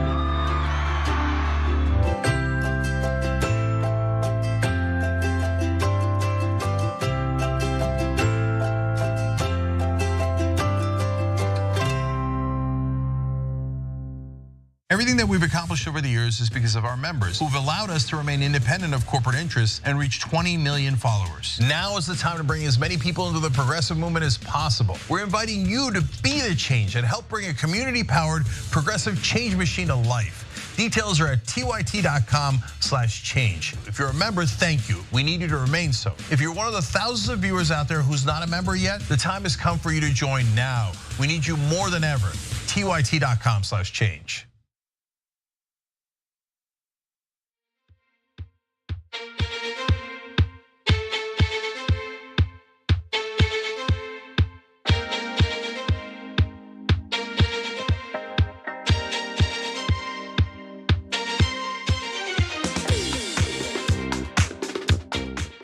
All right, back on TYT, Cenk, Anna, and Kara Curley with you guys. Kara is a new Young Turks member. She signed up by hitting the join button below on Twitter. That's right below the video. You're also for doing that, Kara, bit of an American hero. And everyone else that's not on YouTube, you can do it super easy at tyt.com/join. Casper, what's next? More lunacy from Kanye West, unfortunately. So let's jump in. They hit him with the fentanyl. If you look, the guy's knee wasn't even on his neck like that. When he said mama, mama is his girlfriend. They said he screamed for his mama. Mama was his girlfriend. Kanye West felt the need to repeat right-wing propaganda in response to the very clear murder of George Floyd at the hands of a now former cop, Derek Chauvin, who has been convicted of murdering George Floyd. Now, he made those statements during an interview with Drink Champs. The full interview was later taken down because of all sorts of terrible, grotesque language and anti-Semitism that was included in the interview. But just to make sure we are fully informed on what happened to George Floyd during the trial against Minnesota police officer Derek Chauvin, medical experts testified that even though Floyd had traces of fentanyl in his system, Floyd died from a lack of oxygen caused by the knee on his neck. You know, the knee on the neck that we all watched with our own two eyes. I guess Kanye missed the video, who knows? But let me continue on with that, which a coroner's report affirmed in deeming Floyd's death a homicide. So blaming it on fentanyl is very Candace Owens-esque, which makes a lot of sense because in the context of that interview, he was talking about watching a film that Candace Owens had put out in regard to what happened to George Floyd. Yeah, so George Floyd had Chauvin's knee on his neck for well over 3 minutes after he had already passed out. So Chauvin didn't care at all that he was in clear jeopardy. But anyway, this is the most obvious thing in the world. Even most white right-wingers admit that. They just go, oh, he's just a bad seed, it's a bad apple, no big deal. They try to minimize it, but I didn't think anyone was defending Chauvin until Kanye did it. I mean, if you're wondering how insane can you be, just watch Kanye and you'll see. So now that got so bad, the guy doing the interview had to apologize later for that portion of it. I feel like you should apologize for a lot more than that. And your apology afterwards is actually totally uninteresting. And I don't even think that they should necessarily take it down. So I have conflicted feelings about that. People should know how insane this guy is. Maybe they took it down out of embarrassment that the guy doing the interview didn't do the thing he was supposed to, which is challenge him on these absolutely lunatic things he's saying. But instead he was so happy to have Ye in his studio. He's like, okay. So I got no respect for that guy. Doesn't he know there's only room for one Joe Rogan? Like, come on, get it together. You gotta push back. Now, the statements about George Floyd caught the attention of the lawyer who represents George Floyd's family, and he is considering a possible lawsuit against Kanye West. I don't know if he's actually going to file a lawsuit, but he is threatening a defamation suit, saying, while one cannot defame the dead, the family of George Floyd is considering suit for Kanye's false statements about the manner of his death, claiming Floyd died from fentanyl, not the brutality established criminally and civilly, undermines and diminishes the Floyd family's fight. And so, I would be furious if a family member of mine died in that way, and then you have this major celebrity come out and try to rewrite recent history about the victimization of my family member. So I can understand the fury that his family must be feeling right now. But the other thing I wanted to just quickly bring up, Cenk, is the reason why Kanye, well, I don't want to completely take the blame off of him. He should take the blame for what he's saying. But the way he got this idea in his head is through watching Candace Owens's film on George Floyd. And Candace Owens was the one who she decided to raise her hand in the middle of the protests that were taking place in the summer of 2020 and say, no, this wasn't a good guy. George Floyd wasn't a good guy. He did fentanyl, he had fentanyl in his system. I haven't watched her film, but he was specifically citing her film while making this argument during the interview. Yeah, I mean, who the hell would watch your film? It's of course dumpster fire. So I'm not interested in your weirdo propaganda. So, but here's the only thing that's a little funny in this debacle, and we're about to get to the anti-Semitism, which is horrific, okay, is that Candace Owens and now Kanye think that they're leading a Blexit. That's black folks exiting the Democratic Party because they want to what? Wear White Lives Matter t-shirts like those two just did? That's why black folks, the Republicans say black lives don't matter, but that white lives do. Yes, I'm in. And now his second way of appealing to all African Americans is to tell you that Derek Chauvin's innocent in killing George Floyd. Man, I'm really worried about Blexit. I think they might have their finger on the pulse of the black community in America. If you were trying to be more unpopular with black folks in this country, I'm not sure you could find a better way than to say, what Derek Chauvin did is no big deal, and I'm gonna wear a White Lives Matter shirt. Yeah, just absolutely insane. And the anti-Semitism, as you mentioned, Cenk, continues in this interview, and there was no pushback against what he was saying here. You know, it disgusts me. I don't want to show every instance of him saying something horrendous and anti-Semitic, but this caught my attention, so let's watch. Jewish people have owned the black voice, whether it's through us wearing a Ralph Lauren shirt, or it's all of us being signed to a record label, or having a Jewish manager, or being signed to a Jewish basketball team, or doing a movie on a Jewish platform like Disney. And we understand it's like, I respect what the Jewish people have done and how they brought their people together. You know, they came into money through the lawyers when after Wall Street, when all of the like the Catholics, they wouldn't divorce people. Right. So the Jewish lawyers came and they were willing to divorce people. That's when they first came into their money. So like, say with me and Jay, with our culture, with the darker Jews. First of all, because you got it just happens when anybody starts talking deep. Okay. Is he talking deep? What's so deep about like literal lunacy? Like what he was saying was lunatic stuff. I mean, let's start with like the first example he gave, Cenk, which is like wearing Ralph Lauren. Why are you wearing Ralph Lauren then? Like, I don't, did someone force you to wear certain things that you didn't want to wear? Like, what?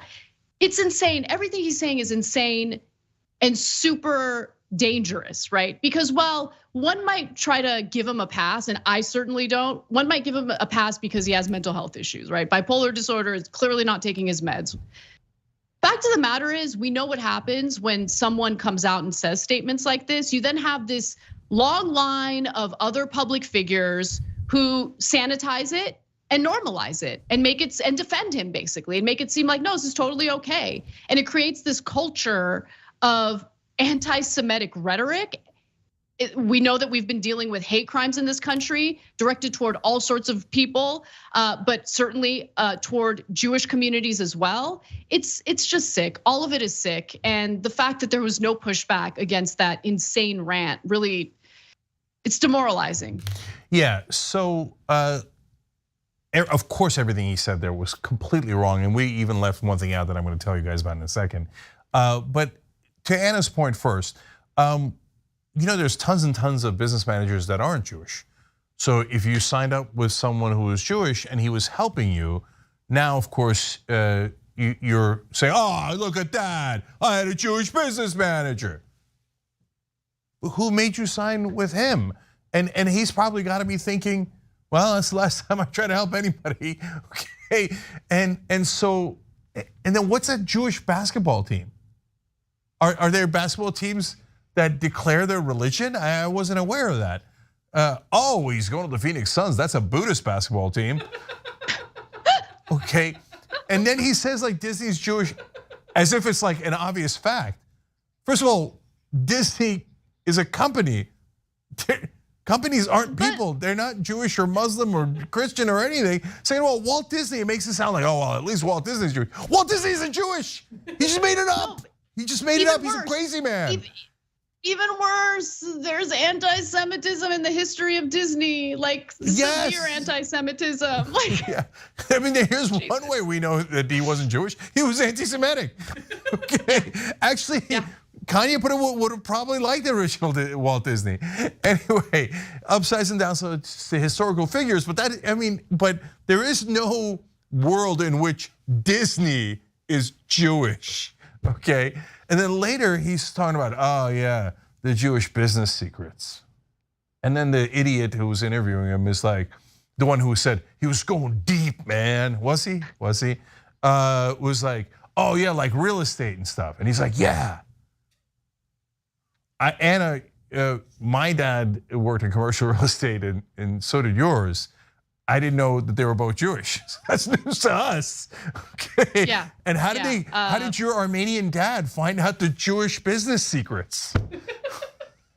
Yeah, Papa Kasparian, not Jewish, not a hateful, terrible person toward Jewish individuals, but yeah, devout Christian who did not have these insane conspiracy theories in his mind when he was involved in commercial real estate. It's just absolute lunacy. Yeah, and my dad was Muslim, of course. And do you know where you go to find out these business secrets on how to run a business?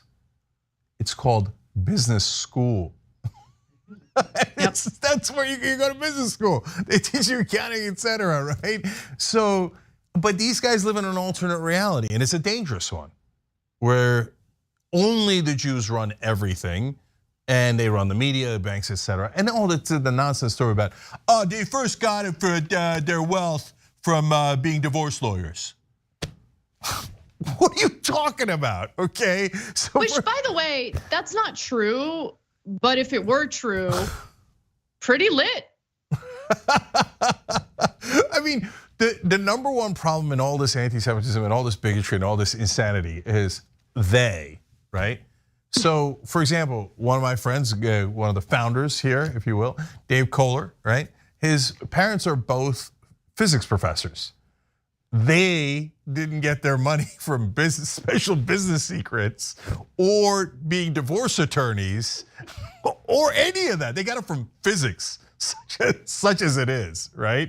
So if you can't see that calling everyone in a certain religion or race or ethnicity the same thing is dumb, that's because you're dumb.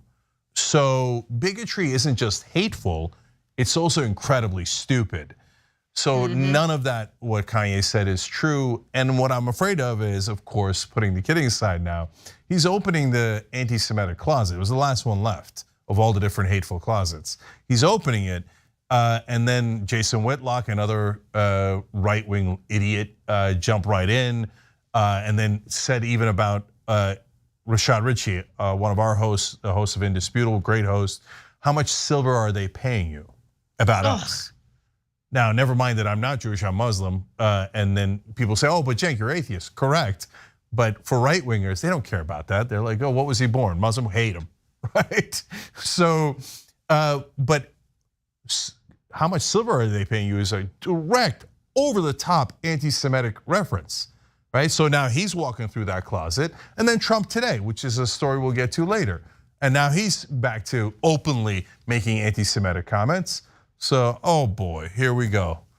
So that closet of hate is now open, and they're proudly walking out of that closet. And that is a disastrous trend.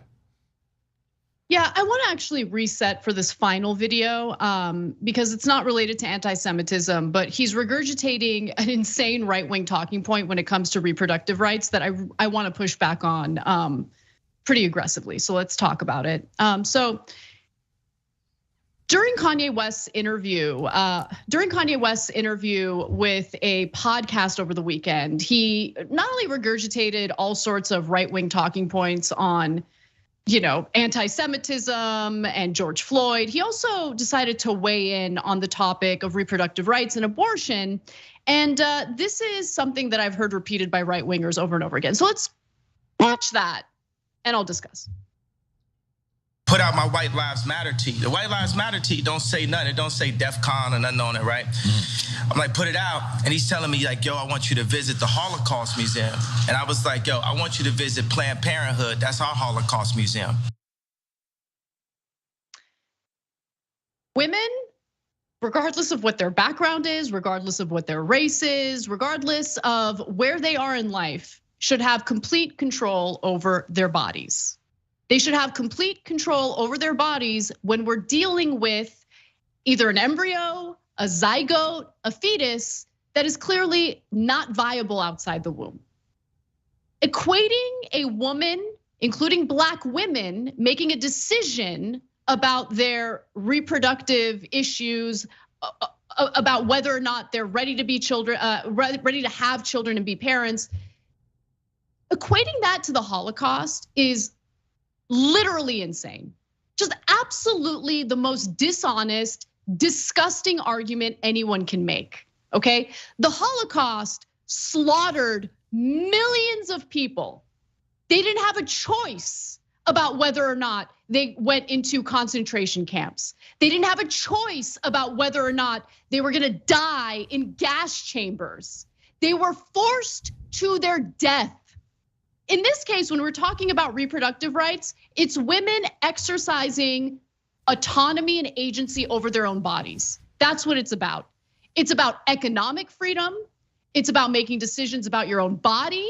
And equating that to the Holocaust is so disingenuous and so freaking disgusting, it boggles the mind. And I find it rich for someone like Kanye West, who has unlimited resources, to spout off about reproductive rights and how wrong it is for women to get to make a decision about their own bodies, especially in the context of putting himself in this like area of victimhood. He looks at himself as such an incredible victim of whoever the perpetrators are. Lately, it's Jewish people in his mind, even though he's a multi-millionaire who's living in the lap of luxury. And I have no interest in hearing about what he thinks women should and should not do with their own bodies, especially when it comes to something as serious as childbearing in a country that offers absolutely no economic support for women who do want to have children. So spare me your BS where you equate reproductive rights to the Holocaust. That is so incredibly disgusting. I'm so sick of hearing that argument from right wingers. They think they're so clever when they say it. It's just gross. So here's an irony. He says, "Oh, did you know that one of the founders of Planned Parenthood originally believed in eugenics?" Which, by the way, is true. That part, it's a rare thing that is true, but it's obviously long gone, and nobody involved in Planned Parenthood believes that anymore. It doesn't come within miles and miles of believing that. And so it's just like a little historical asterisk, and he thinks he's clever by pointing it out. But in the same breath, in the same interview, he talked about how all the Jews are the same, which would be basically a racial eugenic argument for, oh, well, the Jews, they're structured this way. They're all the same. Can you believe how terrible eugenics is? You're making a eugenics argument by saying that all Jews are the same, let alone the fact that you're making a lunatic argument, which then brings me to the last point. Look, I think Kanye is so disturbed that if he wasn't a multi-millionaire, like at this point, he might be in a straitjacket bouncing off walls. And so now he says, though, he knows better than all women. Women shouldn't get to decide what to do with their bodies and their entire lives, by the way. But Kanye should decide for them. You think we're gonna go into a mental asylum and check in? Oh, hey, what does Kanye think I should do with my life and my body? Oh, thank you, dictator Kanye. I'll now go do that. And then ironically, they'll say, oh, we're right wingers because we believe in freedom. Do you? You don't believe in freedom at all. You think we should listen to your dumbass. No deal. All right, we got to take a break, but when we come back, we'll show you how Trump is apparently experiencing some FOMO. He's a little jelly that he hasn't been getting attention for his anti-Semitic comments. So he decided to spout off and share his own. We'll give you that story and more coming right up.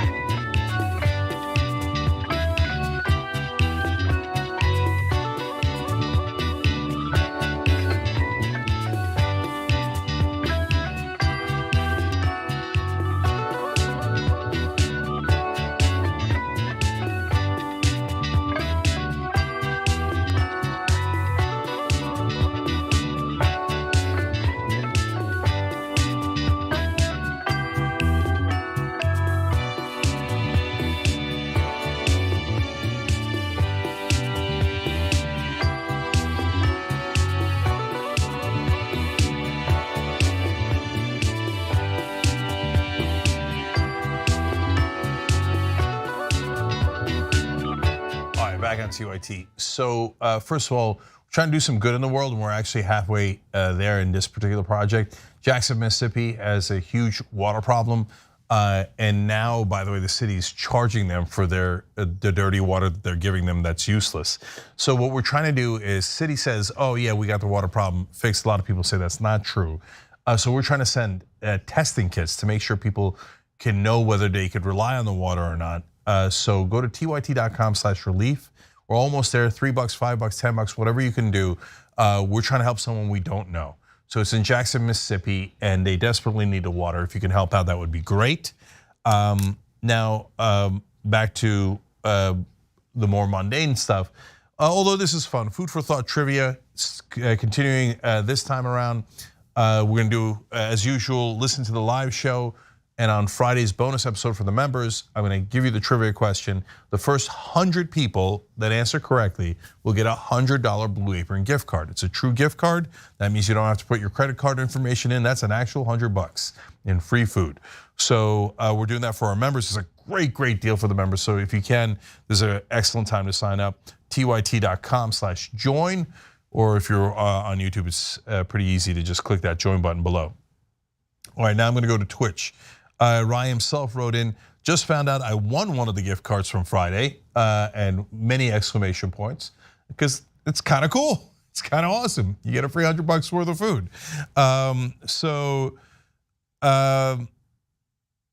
This is hilarious. TJR 1972 wrote, curious how much money and tries it took Herschel Walker to get the mechanical claw to grab that police badge. Okay, that's super funny. We're doing that story. Hopefully we'll get to it later in this program. But since that's funny and that made us laugh, you get a Blue Apron gift card. You gotta be a member to get one, but every once in a while, if I like a comment, I give out the Blue Apron gift cards as well, $100. You gotta email at rewards@tyt.com, and they'll authenticate that you're a member, and then we'll give it to you, okay? Can I jump in? Yes. Because there's a comment that I really want to read that I think is excellent. We've got Shut Up and Listen on Twitter who says, don't forget that Kanye's ex-wife, Kim K, literally almost died during her 2 pregnancies, which is why she used a surrogate for the other 2. The doctor had to scrape the placenta off her uterus, with his fingernails, the audacity. Look, I think that's an important point to make, because when it comes to reproductive rights, it's important to keep in mind that we don't know everyone's story. We don't know everyone's health condition. Pregnancy is not some easy thing. Childbirth is not an easy thing. There are all sorts of complications, and it could be deadly for people who don't have unlimited resources like Kanye and Kim Kardashian have. All right, sorry about that. Let's get back to the show.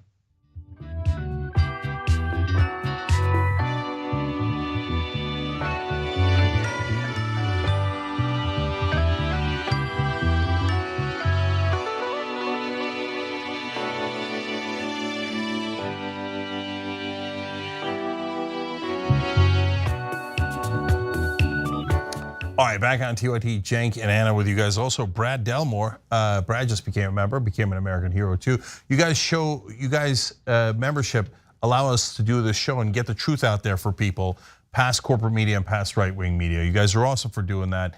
Everybody, you could, if you're watching on YouTube, the join button is right below the video. You can do it that way. If not, tyt.com/join. Join up on our website or our apps. That's super important. And I'll just give one comment here. Queen of Dragon on YouTube said, Anna, thank you for all you do to inform us. I thought that was a very pleasant comment, and I wanted to read that to you. Thank you. That is pleasant. I appreciate it. No problem. Okay, what's next? All right, well, let's get to Donald Trump. Donald Trump probably feeling a little bit of FOMO, feeling a little jealous that Kanye is getting all of the attention for his anti-Semitic comments, has decided to weigh in with his own anti-Semitism. Now, this was an attack on Jewish people on Truth Social specifically, where Trump posted the following. No president has done more for Israel than I have. Somewhat surprisingly, however, our wonderful evangelicals are far more appreciative of this than the people of the Jewish faith, especially those living in the US. Now, there's a reason why evangelicals are much more appreciative of that. I'll get to that in just a moment, but let me continue with his post where he says, those living in Israel, though, are a different story. Highest approval rating in the world, could easily be PM. US Jews have to get their act together and appreciate what they have in Israel before it is too late. Now, let's just note that Trump's statement there reeks of what Biden had said, where about Black people specifically, about how, he went after Black voters who don't vote for him, don't vote for Democrats. And he got a lot of justified criticism for that. But in this case, Trump can say this on Truth Social, and the very same people, very same right-wingers who attacked Biden over his statements about Black voters, give this a pass, total pass. I mean, yeah, obviously, if you're a Jewish American, you should be voting for Donald Trump because of what he's doing in Israel or what he did in Israel. And just as a quick refresher, what Trump had done in Israel under his, watch was actually pretty terrible in terms of the conflict between the Israeli government and Palestinians. So for instance, he moved the American embassy in Israel to Jerusalem and formally recognized Jerusalem as Israel's capital city. He never really challenged Israel on their illegal settlements in Palestinian territory. He withdrew US troops, he withdrew the US from the UN Human Rights Council, citing their alleged poor treatment of Israel. He froze and withdrew hundreds of millions of dollars meant for a Palestinian aid program. I mean, the list goes on and on and on. And by the way, he is right, Cenk, that evangelicals tend to vote for people who have hardline stances in support of Israel. In fact, more than 8 in 10 white evangelical Protestant voters who attend religious services frequently, 85%, voted for Trump in the most recent election. Now, their reasoning, though, isn't altruistic. It isn't because they love Jewish people or they love the existence of Israel. There's actually a very self-serving reason for why they support Trump policies toward Israel. And this next video gives you some sense of what it's about. It has to do with their end times prophecy. For evangelicals, the most important of the Bible's prophecies is the second coming, when Jesus will return to earth. The Bible doesn't say when this will happen, but it does say where. This is Jerusalem. World history as we know it is going to end right here. Christian Zionism. The idea that the return of the Jewish people to Israel is one of a series of events that will trigger Jesus' second coming. Jesus is telling us that the rebirth of Israel is a sign of the end, not just a sign, it's the super sign. According to this theology, God will reward those who help Israel and punish those who don't. Part of their end times theory or ideology is that the second coming of Christ will lead to the slaughter of Jewish people in Israel. Yeah, and Pastor Nate Pyle says this: what kickstarts the end times into motion is Israel's political boundaries being reestablished to what God promised the Israelites according to the Bible. So, Cenk, you've talked about this on the show before. You've actually gotten some vicious backlash from right-wingers for just stating the truth about what the evangelical beliefs are in regard to the end times. But it's what you say is absolutely accurate. Yeah, so they catch feelings whenever you tell people what they actually think. I'm super happy to have them show me evidence to the contrary, but end times philosophy is clear. It's written in many different books. It's all over the internet. They're not hiding it at all. So you've got all the different steps. You have reconstitute Israel, check, and 1940. In fact, here, let me read you one of our graphics real quick. It's graphic 7. A Lifeway poll found that 80% of evangelicals believe that the creation of Israel in 1948 was a fulfillment of biblical prophecy that would bring about Christ's return. Now, there's a couple of steps in between there. They gotta have to destroy the Dome of the Rock and really make Muslims angry and then start a giant world war. Oh, right, and the part where we all die. Almost everyone on earth dies except the evangelical Christians. They say to the rest of us as they see nothing but a pool of blood of 7 billion people massacred by their God. Now, I don't think that that's what most Christians believe, but I think that fundamentalist evangelical Christians actually do believe that. and they look forward to it, which makes them very sick people. So when Jesus returns, do the great majority of people in the world die or do they not die? According to your end times prophecy, they do. Billions and billions of people are murdered by your so-called God. Again, it's not actually God, it's not actually Jesus, it's their interpretation of it, right? But they're like, yes, we get to kill everybody that isn't us. That is actually the ultimate wet dream for a right winger. So that's why they like Israel. And guess who dies in that worldwide massacre? The Jews. And they go, what? We're supporting Israel. But you're supporting Israel so that all the Jews can die.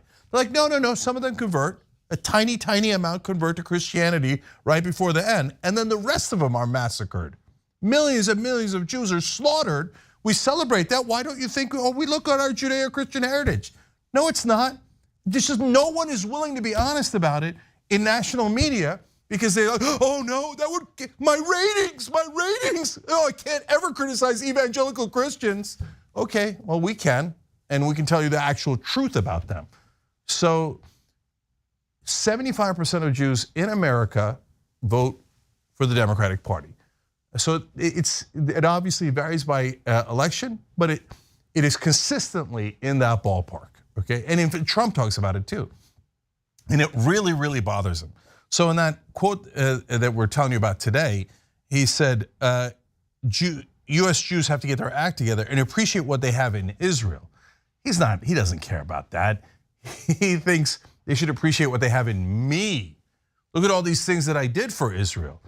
And he constantly refers to Israel as your country when he's talking to Jewish crowds. The Washington Post just did a story on it. Tons and tons of references to your prime minister, your country. You knucklehead, they're Jewish Americans. They're not Israelis. I know your anti-Semitic head cannot get that thought past your skull, right? But this is another anti-Semitic trope. Oh, they're not really loyal to us. They're loyal to only Jewish interests, like Israel. No, they're Americans. They're voting on American interests. He never ever says us. He always says you when he's talking about Jews connecting them to Israel. All right, and then look, Donald Trump's anti-Semitic comments are endless. He was at a Republican Jewish coalition in 2015. He said, look, I'm a negotiator like you folks. We're negotiators. This room negotiates perhaps more than any room I've spoken to, maybe more. Why? Now for right-wingers, they're like, what do you mean? They're Jews. Of course they just negotiate and renegotiate all the time. You know what I mean? No, I do know what you mean. You're an anti-Semite. You're saying, yeah, I hate Jews and I have these terrible stereotypes of them. And Trump always says the quiet part out loud. And now that Kanye opened the door to anti-Semitic comments and anti-Semitic comments being heroic. Oh, I'm being canceled for saying awful things about Jewish people. Oh, I'm the victim. Trump's like, I want to be a victim too. Why aren't these sons of bitches supporting me when I already did something for their country, Israel? And that's Trump. And that's why, and the right wing doesn't look past that to like him. That's why they like him. When we come back from the break, we're going to talk about an incredibly vulnerable moment for an incredibly popular Twitch streamer. She came out and disclosed that she has been in an incredibly abusive marriage. The response to it, though, is another part of the story worth diving into. So come right back and we'll share the story that really blew up over the weekend with Amaranth on Twitch. Come right back.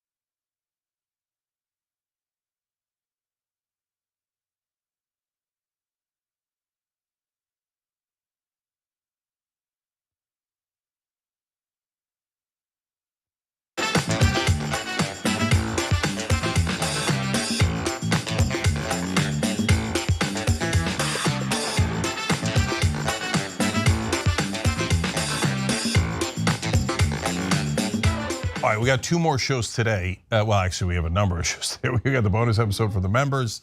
And then Big Rick Energy is right after that. It's on twitch.tv/TYT. Rick talks about the intersection of sports and politics. And these days, all it does is intersect. It intersects nonstop.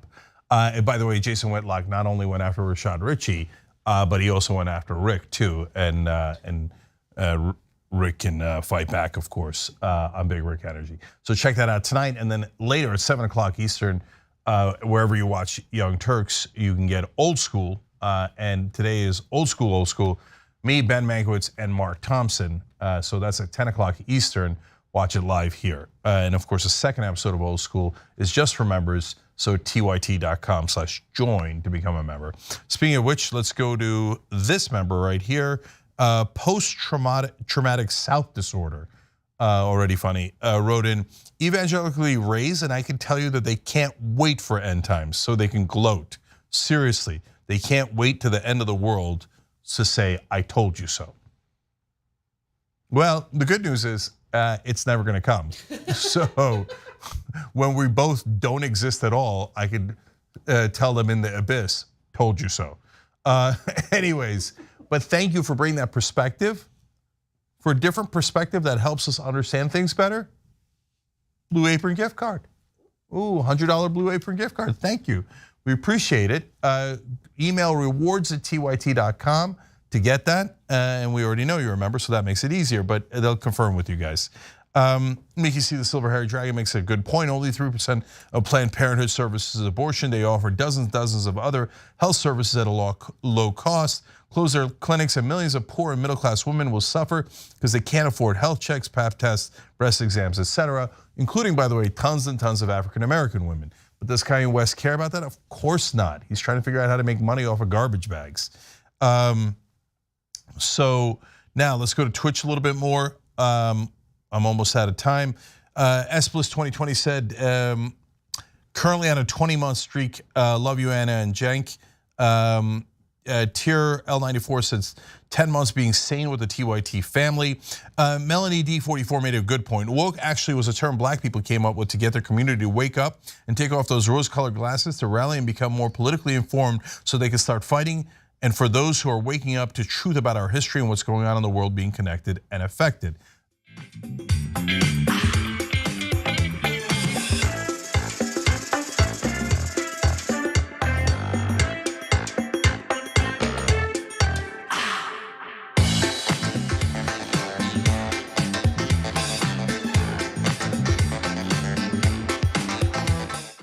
All right, back on TYT. During the social break, I was reading a comment from Twitch, what I believe is a member from Twitch, Melanie D44. I think it's a great comment about where the word woke came from. So you know what? Blue Apron gift card. Thank you for educating us. $100 free in free food.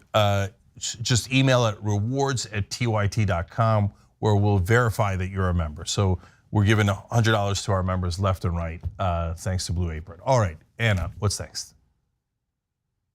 Well, we've got some news involving a popular Twitch streamer, and I think it's an important story, so let's discuss. After years of keeping her personal life and the chaos within it under wraps, a popular Twitch streamer and OnlyFans creator, Amaranth, had revealed over the weekend that not only is she married, her partner is incredibly abusive, psychologically abusive, and has been manipulating her and forcing her to continue streaming even when she doesn't want to. Now, the disgusting responses to her incredibly vulnerable moment is also worth discussing, and we're gonna get to that in just a moment. But before we do, let me give you the context and share with you what she has disclosed with the public. Amaranth, whose real name is Caitlin Siragusa, regularly streams on Twitch, either playing video games or sitting in front of the camera and chatting with her audience of 5.9 million followers. She's also one of the top creators on OnlyFans, and in July, she revealed that she makes as much as $1.5 million per month from the site. Oof. So she's doing really well, and part of the reason why she does really well is because people, pay for her content, donate to her Twitch stream. You guys get the point. Now, during her stream this past weekend on Saturday, She divulged that she was not only married, but she also alleged that her husband has threatened to kill her dogs, and live streamed a phone conversation she had with him to prove just how abusive he is. I should give you guys a warning for anyone who has a difficult time with this type of content. It could be triggering to people who have been victimized in a similar way. I just want to tell you that this is not an easy story to share. So I can only imagine how difficult it might be for you. So I want to give you that warning before continuing. With that said, here is the phone conversation that she streamed. Why did you say you were gonna kill my dogs? Leave the house. Okay, I can leave the. You know what? Actually, I shouldn't leave the house because my dogs are here. We'll take the dogs and leave. You're asking the question I'm telling you, and you're interrupting my telling you, literally. What are you saying? You just told me you were gonna kill dogs if I didn't do a 24-hour stream. Nope, did not say that. Now you're just being a liar. I'm not just.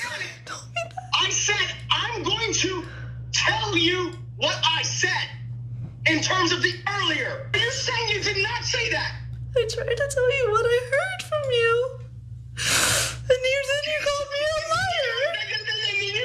Then you tell me, what did you say? I don't even understand what you're saying to me. I know. That's my point. My point is, are you listening or not? If you're not, then get out. The gaslighting in that phone conversation is just, it's mind-blowing. Obviously, psychological abuse and threatening to harm her dogs. I can't even imagine dealing with that. He also has complete control, according to her, of their finances, complete control of her accounts. That's another way of keeping people trapped. It's another way of manipulating individuals.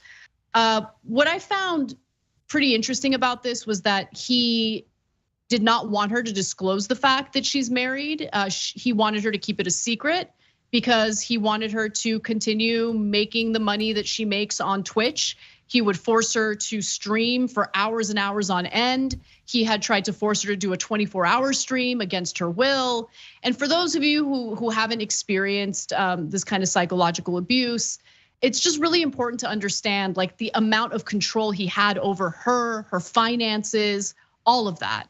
And we have more evidence that she shared with her viewers in just a moment. But I also find it fascinating and damning. It's a commentary about our society that a woman has to provide such clear evidence of the abuse she's dealing with for individuals to take it seriously. And even after doing so, she's still met with incredibly disgusting arguments and discourse about her personal life while she's in this vulnerable moment and clearly is seeking help.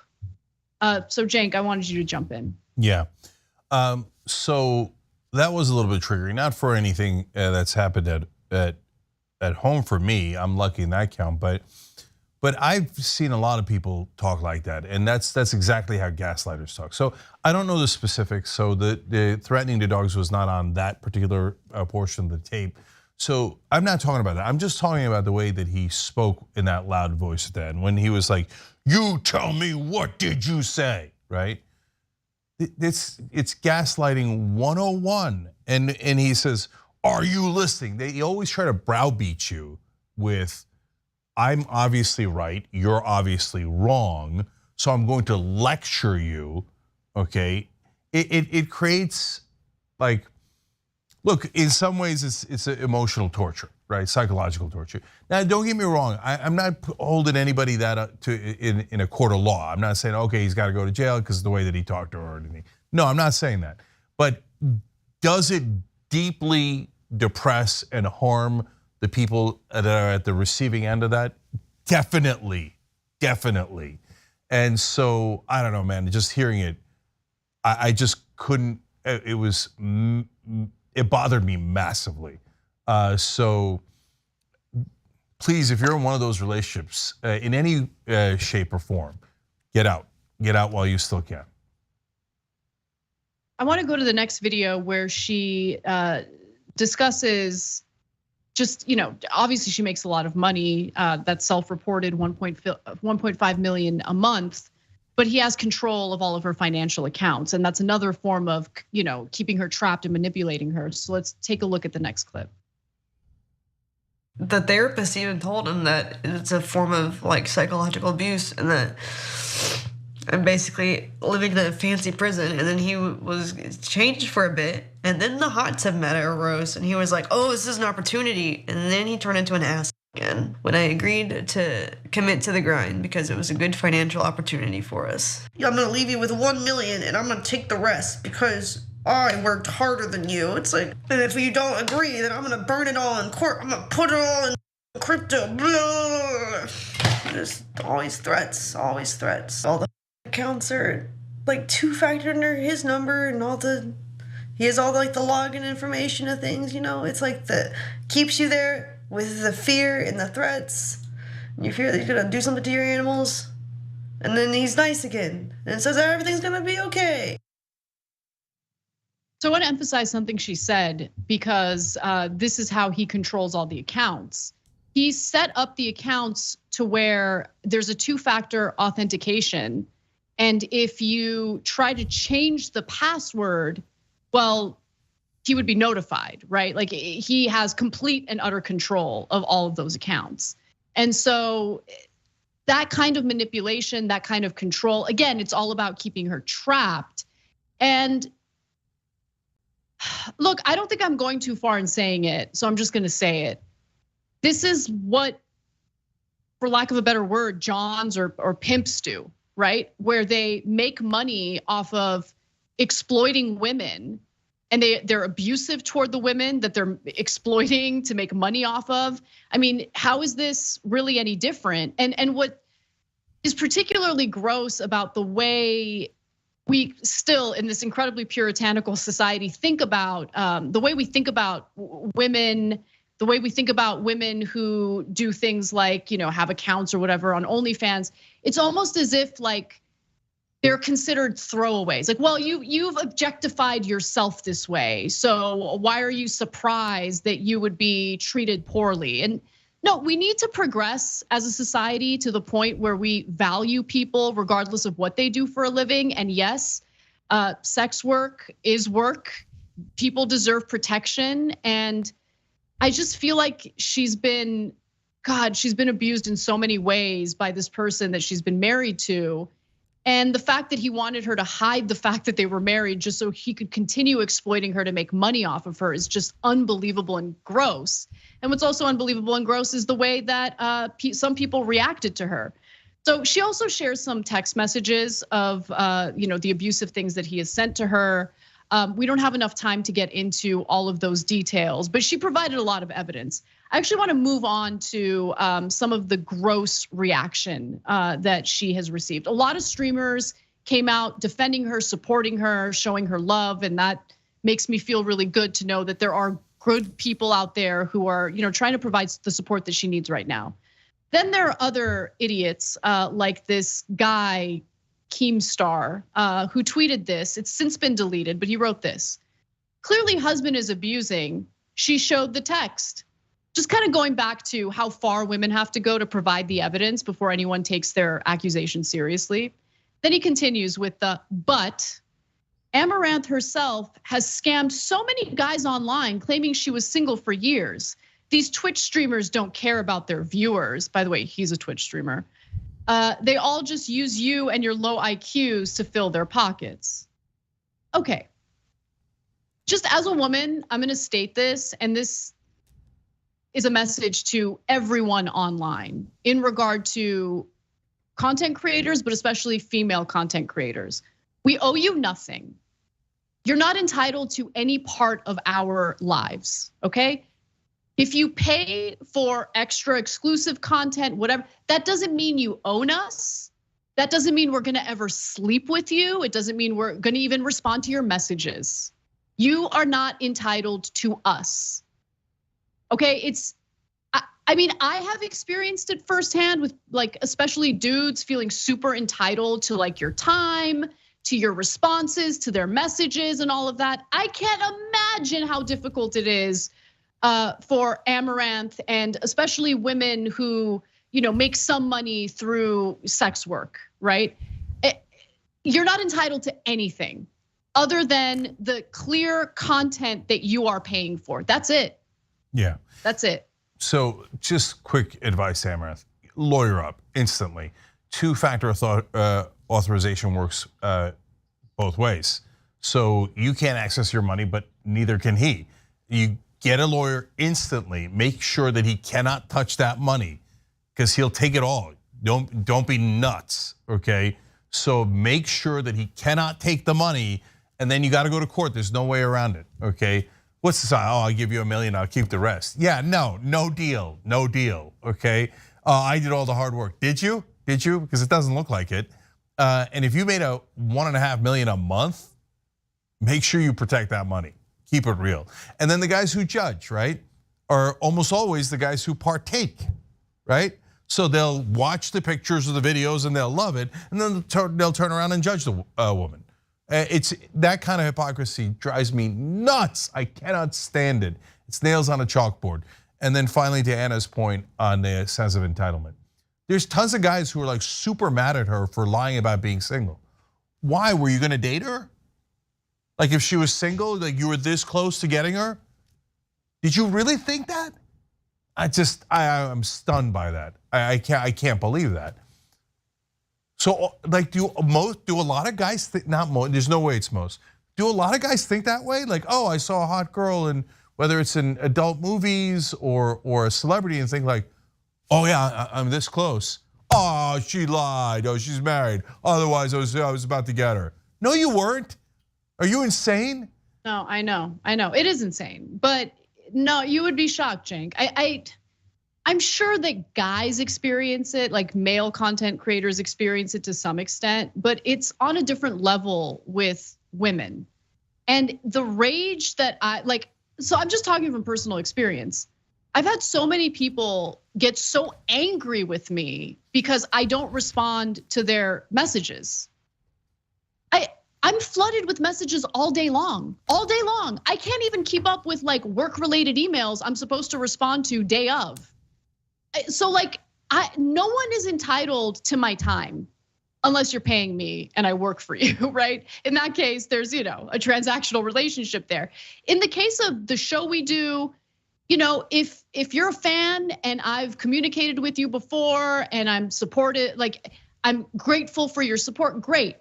But you're not entitled to constantly interacting with me, especially during my off time, which I desperately need. Like women have to protect themselves, especially when they're in the spotlight, especially when they're content creators and public figures.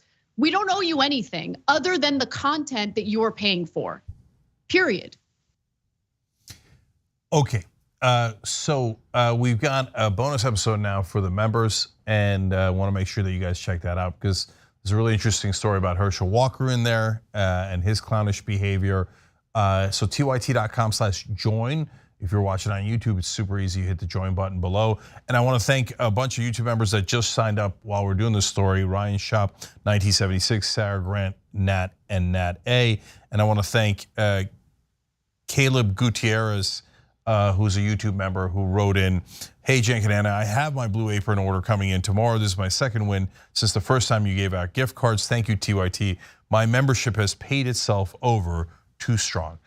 No problem. We love all of you guys. Thank you for being part of the show. Thank you for making the show possible. That's what the members do. That's why we give you a bonus episode and allow you to watch all of our shows anytime you want if you're a member. Again, tyt.com/join or hit the join button below. Members, we'll see you in the bonus episode right now.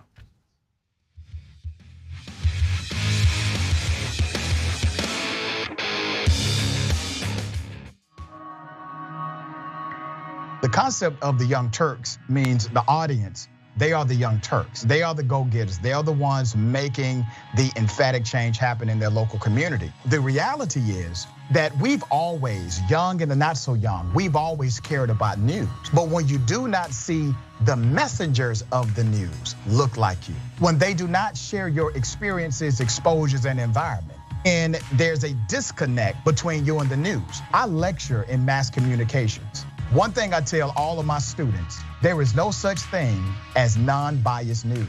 It never has been. Non-biased news has always been an illusion. Let's go back to the 60s and 70s, where people would say that was the purity of non-biased news. News has a segment. That segment has a time.